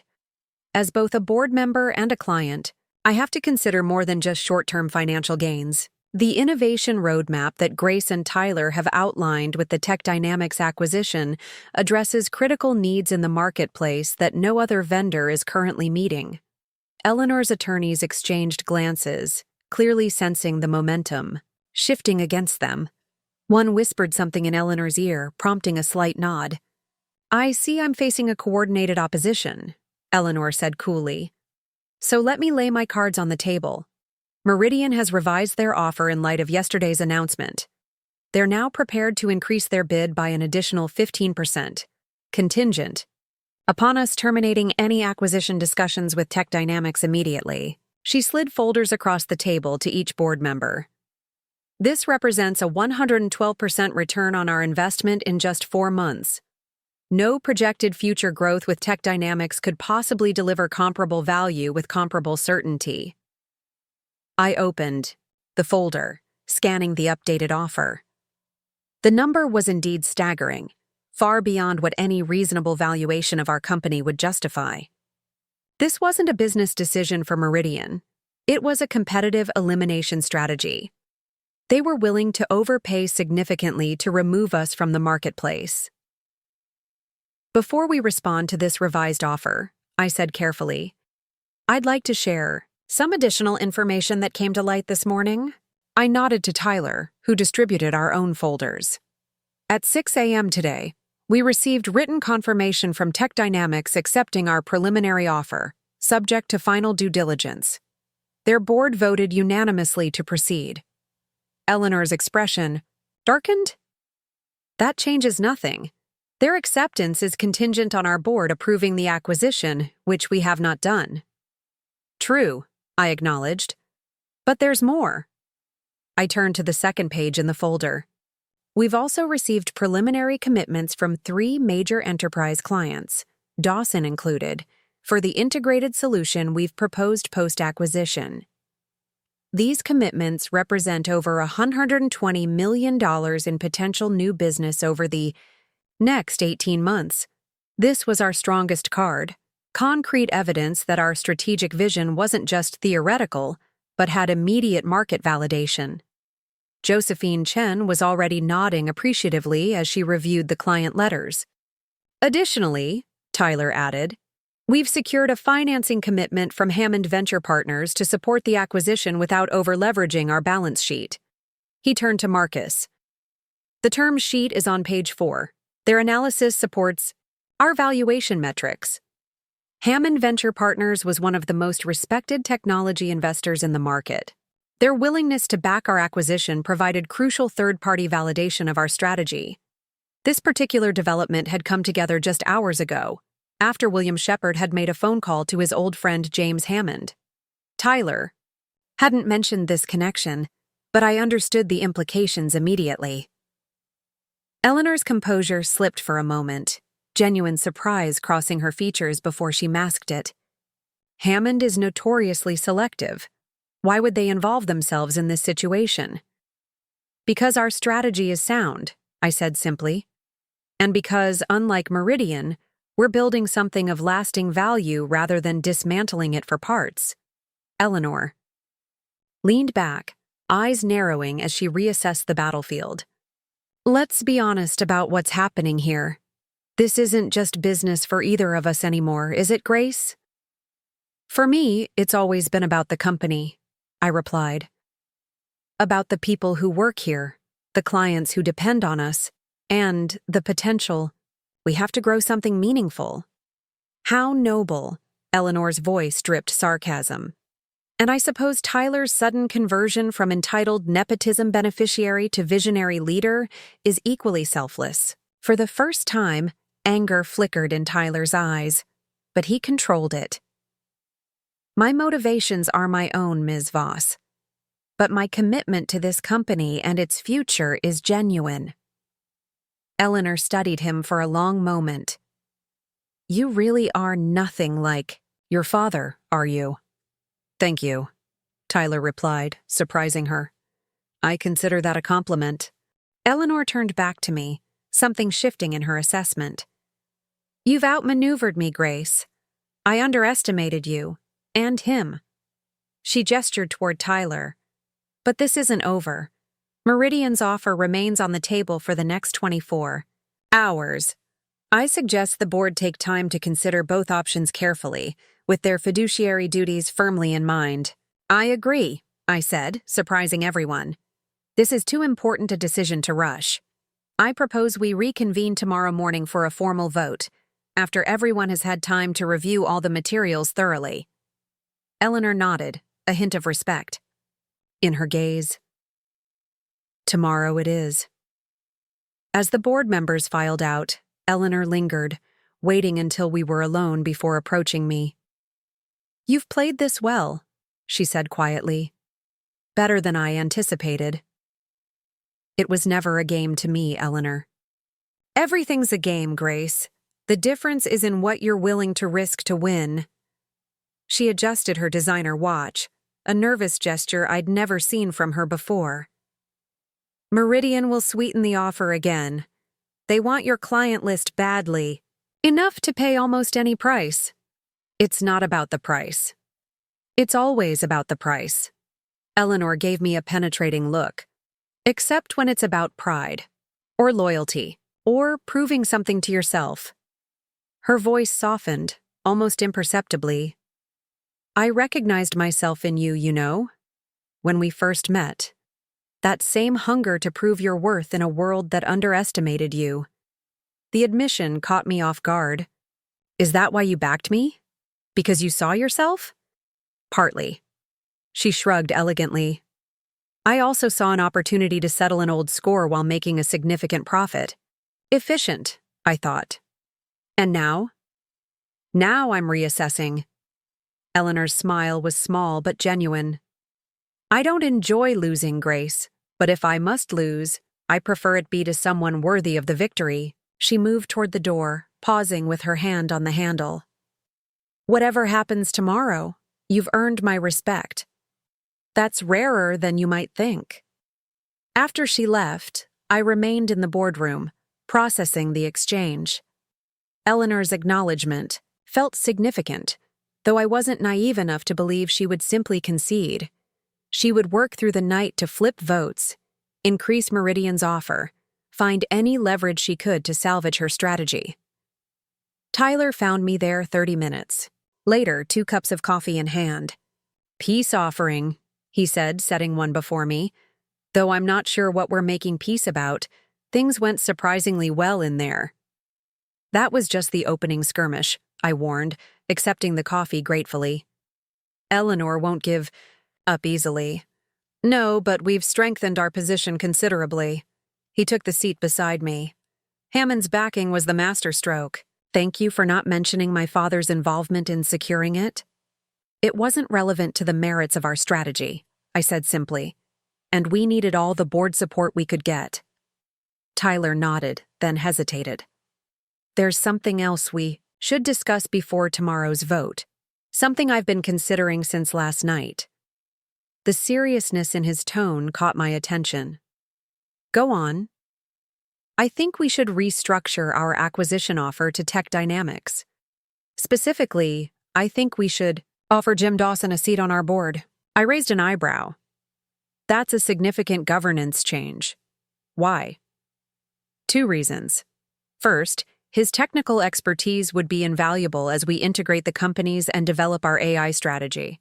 Second, and more immediately, Tyler met my gaze. Directly. It would give us another guaranteed vote against Eleanor tomorrow if needed. The strategic calculus was sound, but the implications reached beyond tomorrow's vote. You realize this would dilute both our influence in the long term? Dawson is brilliant, but he's also strong-willed. He'd be an independent voice, not automatically, aligned with either of us. I know, and that's actually the point. Tyler leaned forward earnestly. The company deserves governance that's focused on its long-term health, not on any individual's agenda, including ours. Dawson would be a stabilizing force, a technical conscience keeping us honest. I studied him, struck by the maturity of his thinking. This wasn't the Tyler Shepard who'd strutted into my office months ago, entitlement personified. This was a leader considering the broader implications of his decisions. You've changed, I observed quietly. Had to, he replied with a hint of his old grin. My boss is kind of demanding. Despite the tension of the moment, I laughed. All right, let's call. Dawson. If he's receptive, we'll revise the offer before tomorrow's vote. Jim Dawson was indeed receptive, enthusiastic even, about joining our board. The revised acquisition terms were drawn up by late afternoon, strengthening our position further. By evening, our legal team had prepared all the necessary documentation for tomorrow's vote, and our communications team had drafted announcements for either outcome. As the building emptied for the night, I found myself once again in my office with Tyler, reviewing contingency plans and preparing final arguments. You should get some rest, I told him as the clock approached midnight. Tomorrow will be intense. I'm too wired to sleep, he admitted. Besides, I keep thinking Eleanor might try something overnight. Another revised offer from Meridian, or some other tactic we haven't anticipated. Probably, I agreed. But we've done everything we can to prepare. The rest is up to the board. Tyler nodded, then said suddenly, Whatever happens tomorrow, I want you to know these past few months working with you, really working with you, not against you, have taught me more than the previous 10 years of my career combined. The sincerity in his voice was unmistakable. You were a quick study once you decided to actually learn, I acknowledged. That's just it, he said thoughtfully. I never really decided to learn before. Everything had always been handed to me. There was no incentive to grow, to improve, to actually earn anything. He shook his head ruefully. My father did me no favors with his protection. Parents often mistake shielding for support, I observed. It comes from love, but it can be crippling. Tyler considered this. You would have been a good parent, I think, challenging but fair. The comment caught me off guard. That's an odd thing to say to your boss. Former harasser, current colleague, occasional ally, he amended with a self-deprecating smile. We've had an unusual journey, you and I. That's certainly true. I gathered my things, suddenly feeling the weight of exhaustion. Get some sleep, Tyler. Tomorrow's vote will be close, and we'll need all our faculties sharp. As predicted, Eleanor made her move overnight. By 7 a.m., when I arrived at the office, Marcus was waiting anxiously outside my door. Meridian's final, Offer came in at 3 a.m., he said without preamble. It's substantial. 140% premium over our acquisition price. I took the document he extended, scanning the terms. Any other changes? Yes. Marcus looked uncomfortable. They've added a retention bonus for key executives, including me. Significant amounts. The strategy was obvious. Financial incentives to sway potential swing votes. And how do you plan to vote, Marcus? He met my gaze directly. I wanted to tell you myself. I'll be voting for the Tech Dynamics acquisition. This was unexpected. Despite the personal financial gain you'd get from Meridian's offer? Because of it, actually. A flash of determination crossed his usually cautious features. Their willingness to essentially bribe executives made me question their entire approach. That's not the kind of company I want to be associated with, regardless of the payout. I nodded, genuinely impressed by his integrity. Thank you, Marcus. That could make the difference today. The board meeting convened at 9 a.m. sharp. Eleanor arrived flanked by not just her attorneys this time, but also the CEO of Meridian Global himself, a calculated show of force and commitment. She introduced him with professional courtesy, and he presented Meridian's final offer with smooth confidence, emphasizing the certainty of their offer versus the speculative value of our tech dynamic strategy. When he finished, I rose to present our counter case. Just as I reached the podium, my phone buzzed with a message from a number I didn't recognize. I glanced down automatically, then froze as I read the text. Check your email immediately. Critical information about Tech Dynamics financials. W.S. William Shepard. I hesitated only a moment before turning to the board. I apologize, but I need a brief recess to review some information that's just come in. 5 minutes, no more. Eleanor's expression sharpened with suspicion, but Robert Washington smoothly backed my request. A 5-minute recess seems reasonable. In my office, I quickly opened the email from William Shepard. It contained a single document, an internal analysis from Tech Dynamics that hadn't been included in their disclosures to us. It revealed a potentially game-changing patent application they had filed just weeks ago, one that could dramatically accelerate AI integration capabilities beyond what we had already valued in our offer. The implications were significant. If this patent was granted, our Tech Dynamics acquisition would deliver even greater value than our already optimistic projections suggested. But it also raised an ethical question. This was clearly confidential. Information that William had somehow obtained through his industry connections. Using it in our deliberations would be questionable at best. Tyler appeared at my door. What's going on? Eleanor's getting restless. I showed him the document, watching. His eyes widened as he grasped the implications. My father sent this? How did he even get it? That's what concerns me, I admitted. Using this information feels wrong, even if it strengthens our case. Tyler studied the document, then looked up with unexpected clarity. We can't use the specific information, but we can use the fact that we've chosen not to use it. What do you mean? Integrity, he said simply. That's what this whole fight has been about, hasn't it? Building a company based on actual value, not manipulation. Working with people because of their merits, not their connections. I saw his direction immediately. By demonstrating our ethical standards even when it might disadvantage us. Exactly. Tyler's expression was resolute. Let's get back in there. The boardroom fell silent as we returned. Eleanor was mid-conversation with the Meridian CEO, both looking impatient at the delay. Thank you for your patience, I said, taking my place at the podium. Before we proceed with the presentations, I want to address something that just occurred.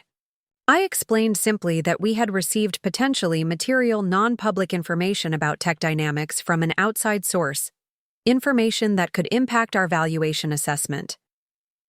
However, I continued, we have chosen not to review this information in detail or incorporated into our deliberations, as it appears to have been obtained through inappropriate channels. Robert Washington nodded approvingly. Josephine Chen sat up straighter, her respect visible. Even Marcus seemed reassured by our approach. Eleanor's expression was unreadable, but the Meridian CEO shifted uncomfortably. His company's reputation for aggressive tactics and acquisitions was well known in the industry. I continued with our presentation as planned, outlining the strategic rationale for the Tech Dynamics acquisition, the market validation from committed clients, the Hammond financing, and finally, the board seat for Jim Dawson. When I finished, Eleanor made one final appeal, emphasizing the certainty of Meridian's cash offer versus the execution risks of our acquisition and integration plan. The choice before this board is simple, she concluded: a guaranteed superior return for shareholders, or a risky bet on an unproven integration strategy led by a team with limited acquisition experience. With final arguments presented, Robert Washington called for the vote. The tension in the room was palpable as each board member cast their ballot. Robert Washington: I vote to proceed with the Tech Dynamics acquisition. Josephine Chen: I vote to proceed with the Tech Dynamics acquisition. Marcus Finley: I vote to proceed with the Tech Dynamics acquisition. Eleanor Voss: I vote to accept Meridian's offer. And finally, my vote. Grace Matthews: I vote to proceed with the Tech Dynamics acquisition.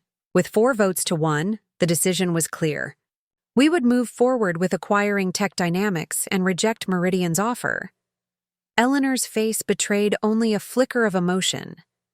Not anger, as I might have expected, but something more complex.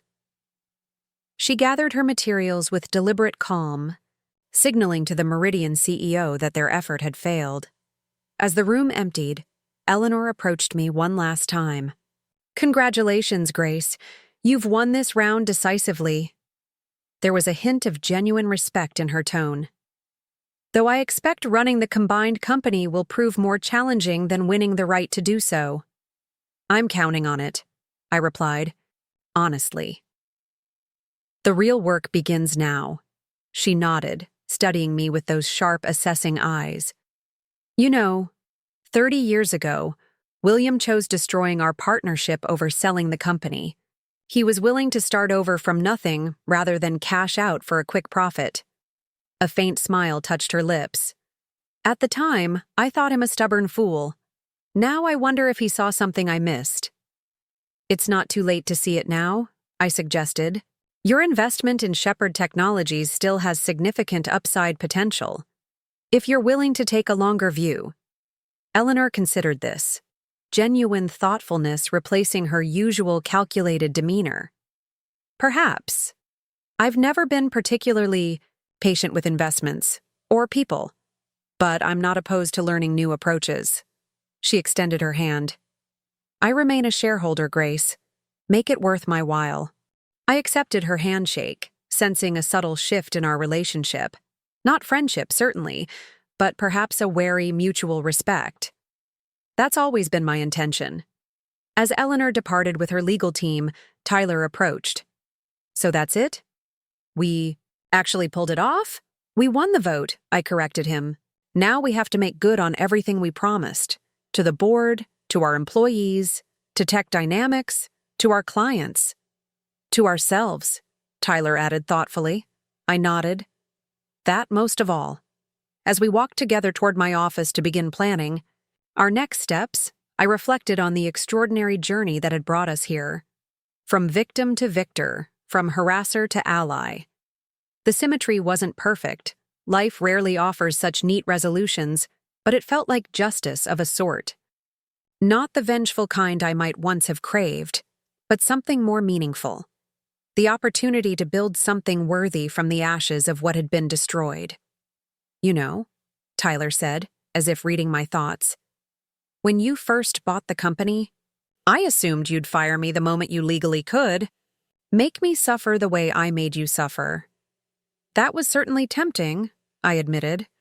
What changed your mind? I considered the question carefully. I realized that firing you would have been satisfying, but ultimately small. Building something significant, creating real value, developing talent, even yours. That's the work that matters. I glanced at him with a slight smile. Besides, watching you learn humility has been its own reward. Tyler laughed, a genuine sound without his former arrogance. Fair enough. Though I hope my contributions eventually outweigh the entertainment value of my personal growth. They already have, I acknowledged. Don't let it go to your head. We reached my office, where Jim Dawson was already waiting to begin planning the integration of our companies. The real work, the meaningful work, was just beginning, and we were ready for it. The weeks following the board vote passed in a whirlwind of activity. Due diligence on Tech Dynamics revealed that William's leaked document had been accurate. Their patent application represented a significant technological breakthrough that would considerably enhance our combined offering. Jim Dawson had been planning to disclose it during the final phase of our negotiations, which made our ethical decision not to use the leaked information look even more prescient in retrospect. Integration teams formed, working long hours to align product roadmaps, technical architectures, and organizational structures. The energy at Shepard Technologies transformed dramatically. Hallways buzzed with excited conversations, meeting rooms stayed lit well into evening hours, and cross-functional teams formed spontaneously to tackle integration challenges. 3 months after the acquisition closed, Tyler knocked on my office door, tablet in hand, looking uncharacteristically nervous. "Got a minute?" he asked, hovering at the threshold. "Of course." I gestured to the chair across from my desk. "Everything. Okay with the Dawson migration?" The Dawson account migration was our first major test case for the integrated platform. High visibility, high stakes, and closely watched by the market as an indicator of our success. Tyler nodded, taking a seat. "Actually, yes, the migration's ahead of schedule. Their CTO called yesterday to say their engineers are downright giddy about the performance improvements." He set his tablet on my desk but didn't immediately turn it toward me.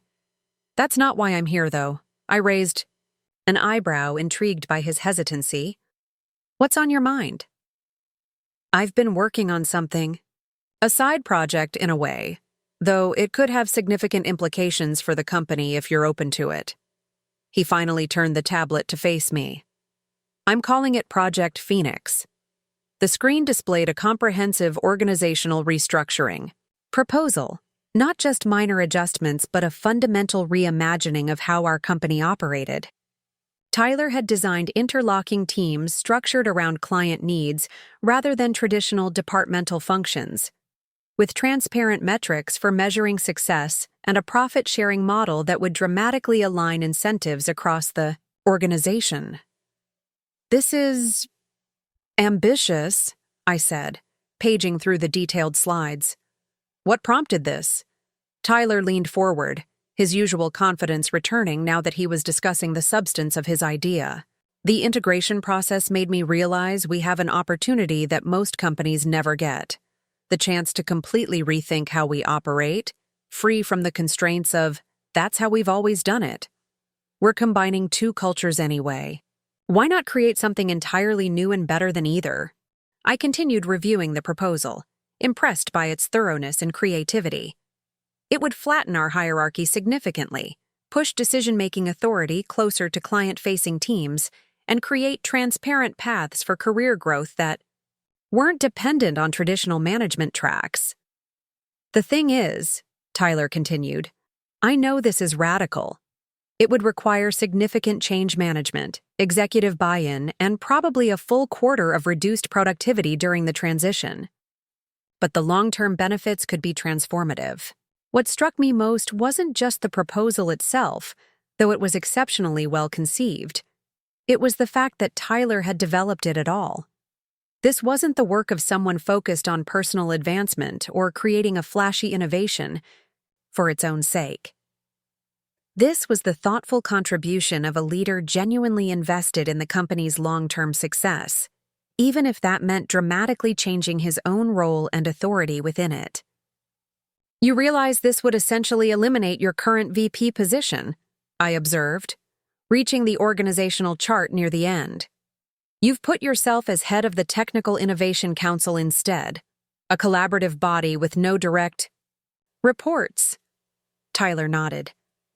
That's where I'd be most valuable, leading through influence and technical vision rather than hierarchical authority. He smiled slightly.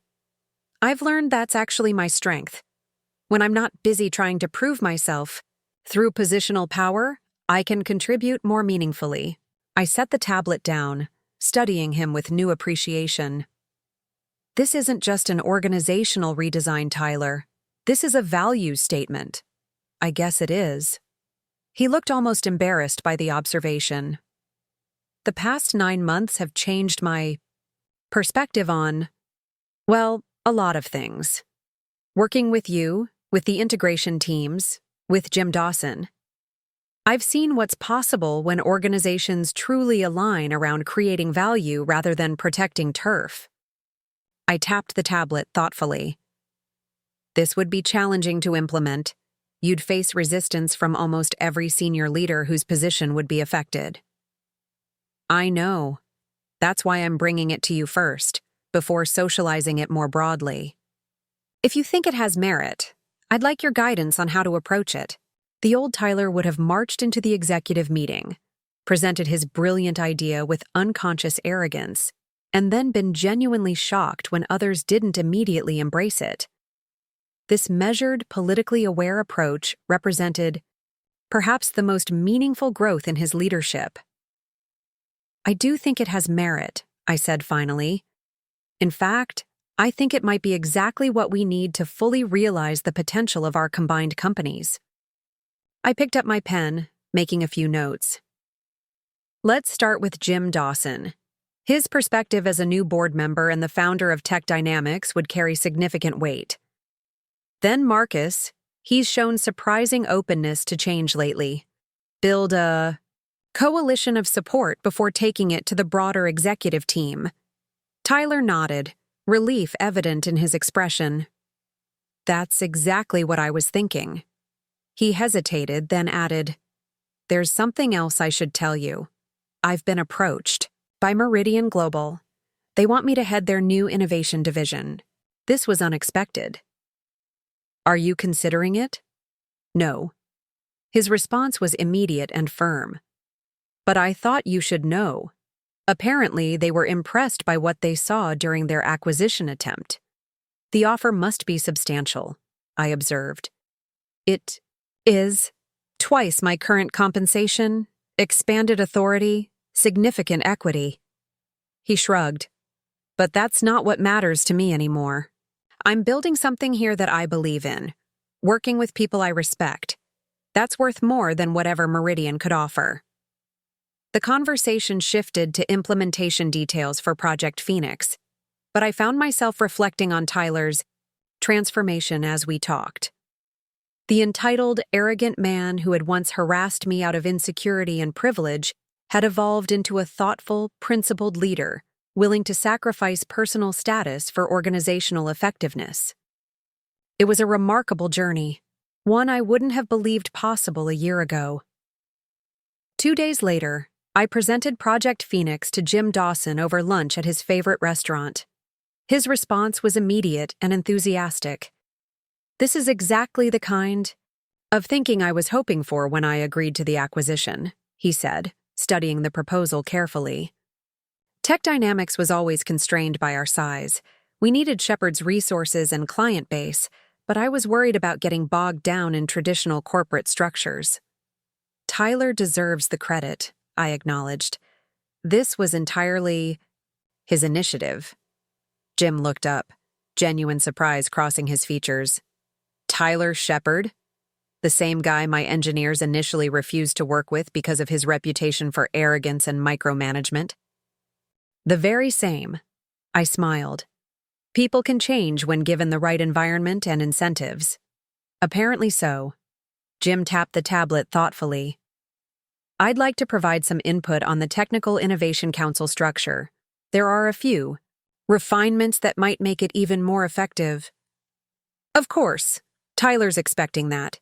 He wants this to be a collaborative design. Jim shook his head, impressed. If you'd told me 6 months ago that Tyler Shepard would be championing a collaborative, flat organization design, I'd have thought you were delusional. Change comes in unexpected forms sometimes, I observed, and from unexpected people. With Jim's enthusiastic backing, Project Phoenix gained momentum. Marcus took more convincing, concerned about financial metrics during the transition period, but eventually came around when Tyler incorporated his suggestions for phased implementation and enhanced financial transparency. By the time we presented to the full executive team, we had a solid coalition of support. That didn't mean there wasn't resistance. Several long-tenured executives pushed back hard, seeing the restructuring as a threat to their authority and status. These conversations were difficult but necessary, revealing which leaders were genuinely committed to the company's growth versus those who prioritized personal position. 1 month after Tyler first showed me the proposal, we presented Project Phoenix to the board. Eleanor Voss, true to her word, had maintained her investment in the company, though she rarely attended board meetings in person.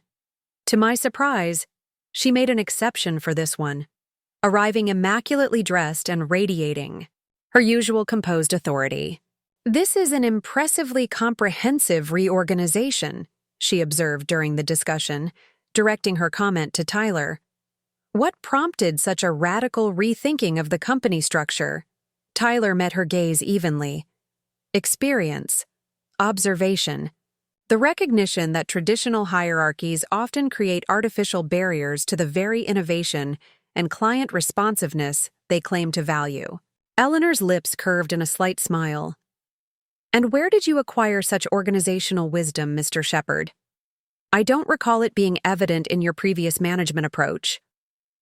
"I had an exceptional teacher," Tyler replied, glancing briefly toward me. "Someone who helped me understand that leadership isn't about positional authority. It's about creating environments where people can do their best work." Eleanor's gaze flicked between us, something like grudging respect in her expression. "Well, wisdom from unexpected sources is still wisdom." She turned to the broader board. "I support this initiative. It's rare to see a company willing to fundamentally reinvent itself from a position of strength rather than desperation." With the board's approval secured, we launched Project Phoenix officially the following week. As expected, the transition was challenging. Established patterns had to be broken, new team formations created friction, and some valued employees couldn't adjust to the new model. But underneath the inevitable disruption, there was a palpable sense of possibility, of building something special that would set a new standard in our industry. 3 months into the transformation, Tyler and I sat in the newly created Innovation Hub, a large, open, collaborative space that had replaced the old executive floor. Teams worked in flexible configurations around us, the energy in the room tangible as engineers from both original companies collaborated on integration challenges. "It's really working," Tyler observed quietly, watching a spontaneous problem-solving session form around a technical architect's whiteboard diagram. "Better than I hoped, actually. The client satisfaction metrics from the first wave of integrated deployments are off the charts."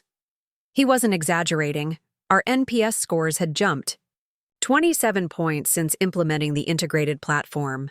The Dawson migration had been so successful that they had doubled their contract value, adding 3 new divisions to the implementation.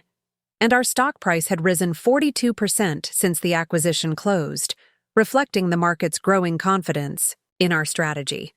"We still have challenges," I reminded him, though I couldn't help sharing his satisfaction. "The sales team is struggling with the new collaborative structure.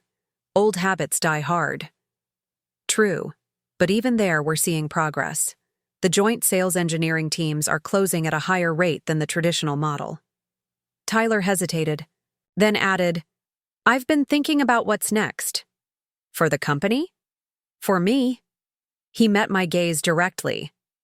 I've been so focused on the restructuring that I haven't really considered my own long-term path.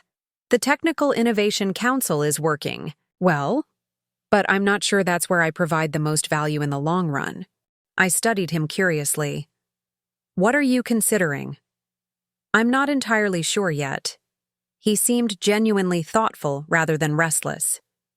But I've realized something important in the past year. I'm at my best when I'm building, not maintaining.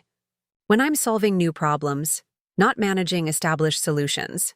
That's a valuable self-awareness, I acknowledged. Have you thought about our international expansion?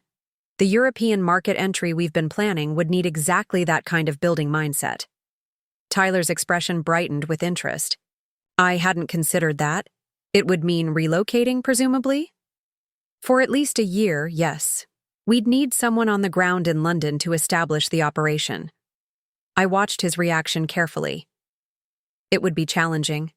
Building teams from scratch, adapting our model to different business cultures, establishing new client relationships. That actually sounds perfect. His enthusiasm was evident. A fresh challenge, but applying what we've learned here. I'll have a formal proposal drawn up, I promised.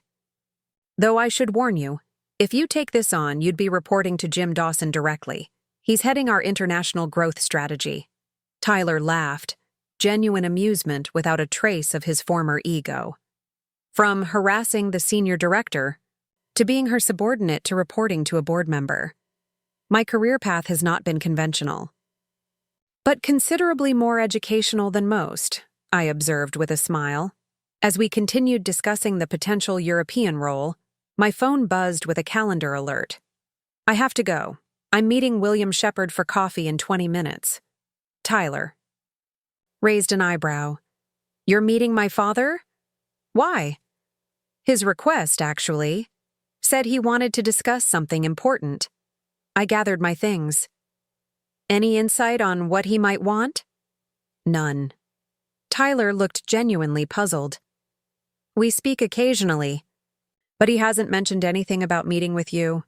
Be careful. He can be charming when he wants something.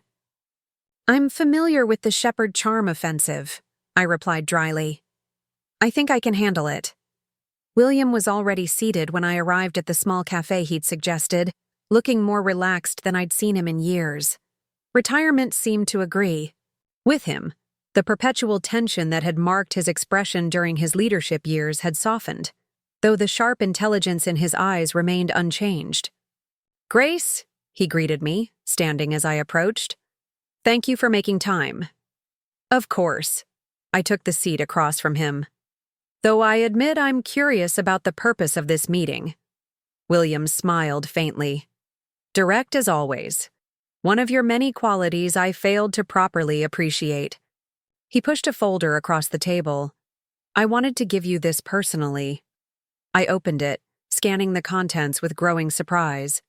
It was a formal letter transferring his remaining ownership stake in Shepard Technologies, approximately 8%, of the company, directly to me. I don't understand, I said, looking up in confusion. Why would you do this? William's expression turned solemn. Because it's right. Because I owe you a debt that can never truly be repaid. He gestured to the document. This is not generosity, Grace. It's the barest beginning of restitution. For firing me? For failing to see you? For allowing my blind spot regarding Tyler to eclipse my judgment about a leader of extraordinary capability? He shook his head regretfully. I built Shepard Technologies from nothing, and then nearly destroyed it through my own weakness. You rebuilt it, stronger than before. The company should belong to you more than anyone. I was silent for a moment, processing this unexpected development. Tyler should be part of this conversation. These shares represent his inheritance in many ways. Tyler and I have already discussed it. He fully supports the transfer. William's expression softened with evident pride. My son has grown considerably under your leadership, more than I was ever able to nurture in him. He's done the work himself, I said firmly. I just created an environment where that growth was possible and necessary. Nevertheless, William tapped the folder. This transfer has no conditions, no expectations. The shares are yours to do with as you see fit. Though I hope you'll accept one piece of unsolicited advice from someone who learned it too late. What's that? Build something that outlasts you, he said simply. Create a legacy based on value, not ego. I failed at that. You and Tyler have the opportunity to succeed where I could not. As I left the cafe 30 minutes later, documents in hand, I found myself reflecting on the extraordinary journey of the past 18 months. From loyal employee to outcast to owner and CEO, from victim of harassment to mentor and leader, from seeking redemption to creating transformation. None of it had followed any path I could have predicted or planned. Back at the office, I found Tyler waiting in my office, clearly anxious to hear about the meeting with his father. He gave me his shares, I said without preamble, setting the folder on my desk. Tyler nodded. I figured he might. We discussed it last week. You should have told me. He wanted it to be his gesture, not mine. Tyler shrugged. Besides, it's the right thing. You've earned that ownership stake many times over. I studied him, this man who had once been the embodiment of everything wrong with corporate culture, and was now a partner in building something genuinely meaningful. Your father said something about legacy, about building something that outlasts us. Tyler's expression turned thoughtful. That's been on my mind lately, too. Not just the European expansion, but beyond that. What kind of company do we want to build for the long term? What values do we want it to embody? Integrity, I said immediately. Genuine innovation. Respect for the dignity and contribution of every employee. Opportunity based on merit, not connection, Tyler added. Transparency, even when it's uncomfortable. Growth that creates value, not just extracts it. We were finishing each other's thoughts now, the vision we shared crystallizing between us. This was no longer about revenge or redemption, about proving worth or righting wrongs. It had evolved into something far more significant, the chance to create an organization that reflected our highest values rather than our wounded histories. We should document this, I suggested. Not just for ourselves, but for everyone who joins the company. A clear statement of what we stand for and how we measure success. Tyler nodded enthusiastically. A constitution of sorts, principles that transcend any individual leader or market condition. As we began outlining these core principles, I reflected on how far we had both come from that first confrontational meeting when I returned as CEO. The journey had not been easy for either of us. It had demanded growth, forgiveness, hard truths, and harder choices. But it had led us to this moment of shared purpose that I would never have believed possible 18 months ago. You know, Tyler said as we worked, I've never actually thanked you properly. For what specifically? For not firing me when you had every reason to. His gaze was direct, sincere. For giving me the chance to become someone better than I was. Not everyone would have done that. I didn't do it for you, I admitted. At least, not initially. I did it because it was the right thing for the company. No.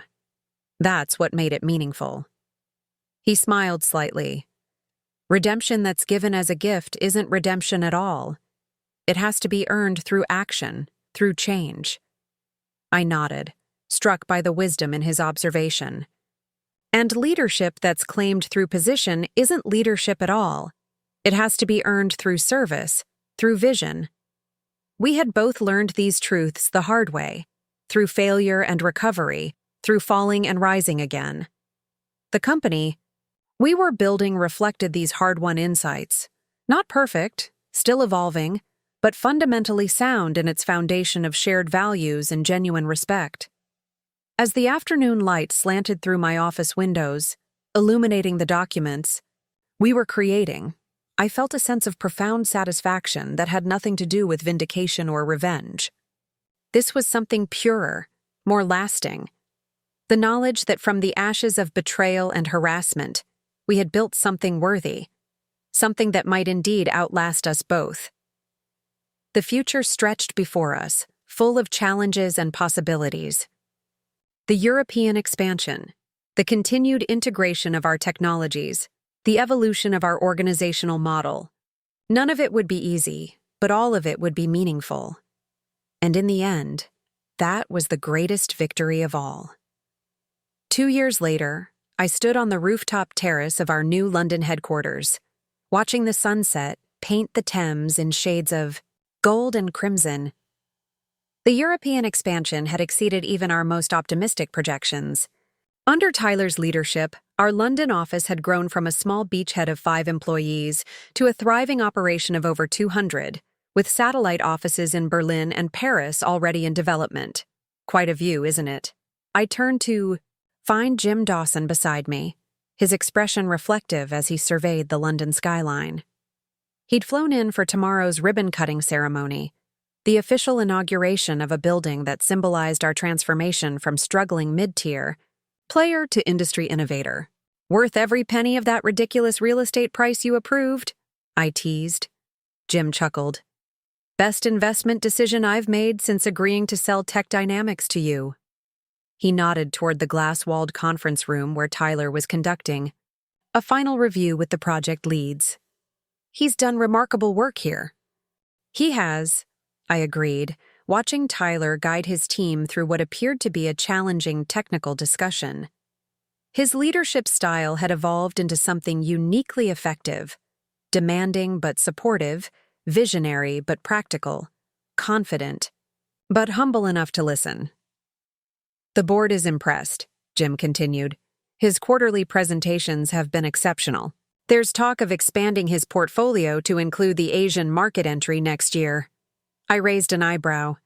Is that your subtle way of telling me I might lose my European division head? More my way of saying you've created something special here, Grace. Not just a successful business integration, but a leadership development model that actually works. Jim gave me a knowing look. The Tyler Shepard who started here 2 years ago couldn't have handled Asia. The one you've mentored absolutely can.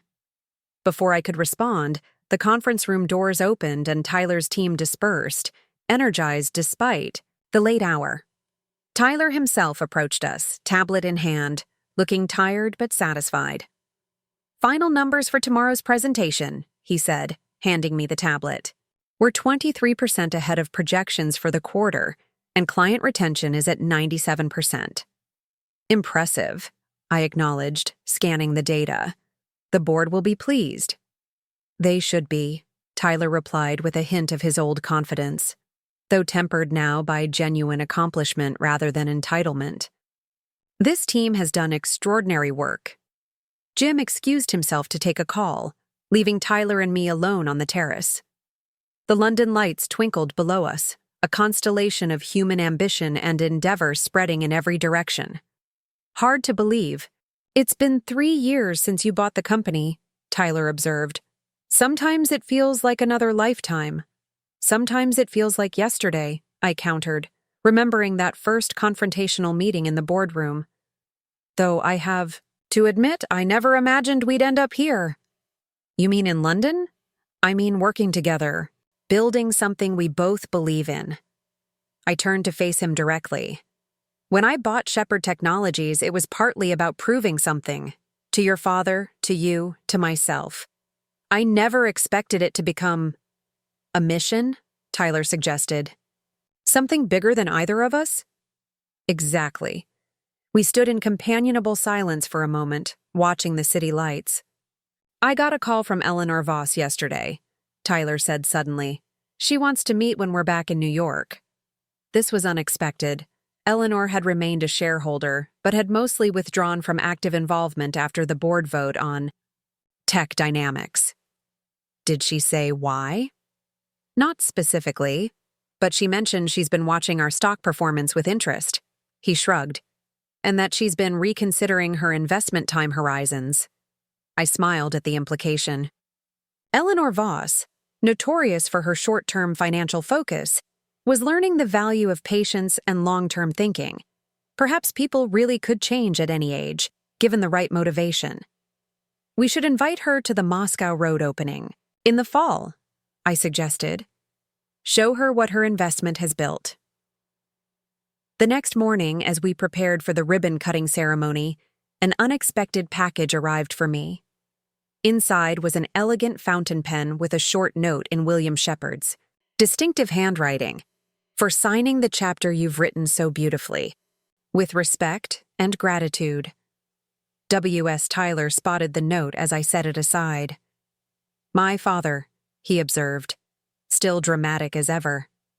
"But not wrong," I replied, picking up the ceremonial scissors we would use for the ribbon. "We have written a new chapter, haven't we?" He nodded thoughtfully, and not the one either of us would have predicted. Downstairs, hundreds of employees, clients, and media representatives waited for the ceremony to begin. I paused at the threshold, taking a moment to appreciate what we'd built from the ashes of betrayal and resentment. "Ready?" Tyler asked. "Ready," I confirmed. Together we stepped onto the stage, no longer defined by our past conflicts, but by our shared vision for the future. The applause that greeted us wasn't for me alone, or for Tyler, but for what we represented together: the possibility of transformation, of growth, of creating something meaningful from the most unlikely beginnings. As we stood before the ribbon, scissors in hand, I caught Eleanor Voss in the audience, watching with that penetrating gaze that missed nothing. She inclined her head slightly in acknowledgement, not quite approval, but something like respect. Beside her stood William Shepard, his expression a complex mixture of regret and pride as he watched his son take center stage. The journey hadn't been about revenge after all. It had been about redemption, not just for Tyler or for me, but for an entire company culture. We had transformed a toxic environment into something healthy and productive, a place where talent could flourish regardless of gender or connection. "On behalf of everyone at Shepard Technologies," I began, addressing the assembled crowd, "welcome to our European headquarters. This building represents more than just our expansion into new markets. It represents our commitment to building an organization defined by integrity, innovation, and respect for every individual who contributes to our success." As Tyler and I cut the ribbon together, the symbolism wasn't lost on either of us. We had cut through old resentments, old patterns, old limitations to create something neither of us could have built alone. The applause that erupted confirmed what we already knew. This was just the beginning of what we could accomplish together. Sometimes justice arrives in unexpected packages. Sometimes the most powerful response to mistreatment isn't revenge, but reinvention. And sometimes the people who hurt you most become, through their own hard work and genuine change, the allies you never knew you needed. That was the greatest surprise of all. Up next, you've got 2 more standout stories right on your screen. If this one hit the mark, you won't want to pass these up. Just click and check them out. And don't forget to like, subscribe, and turn on the notification bell so you don't miss any upload from us.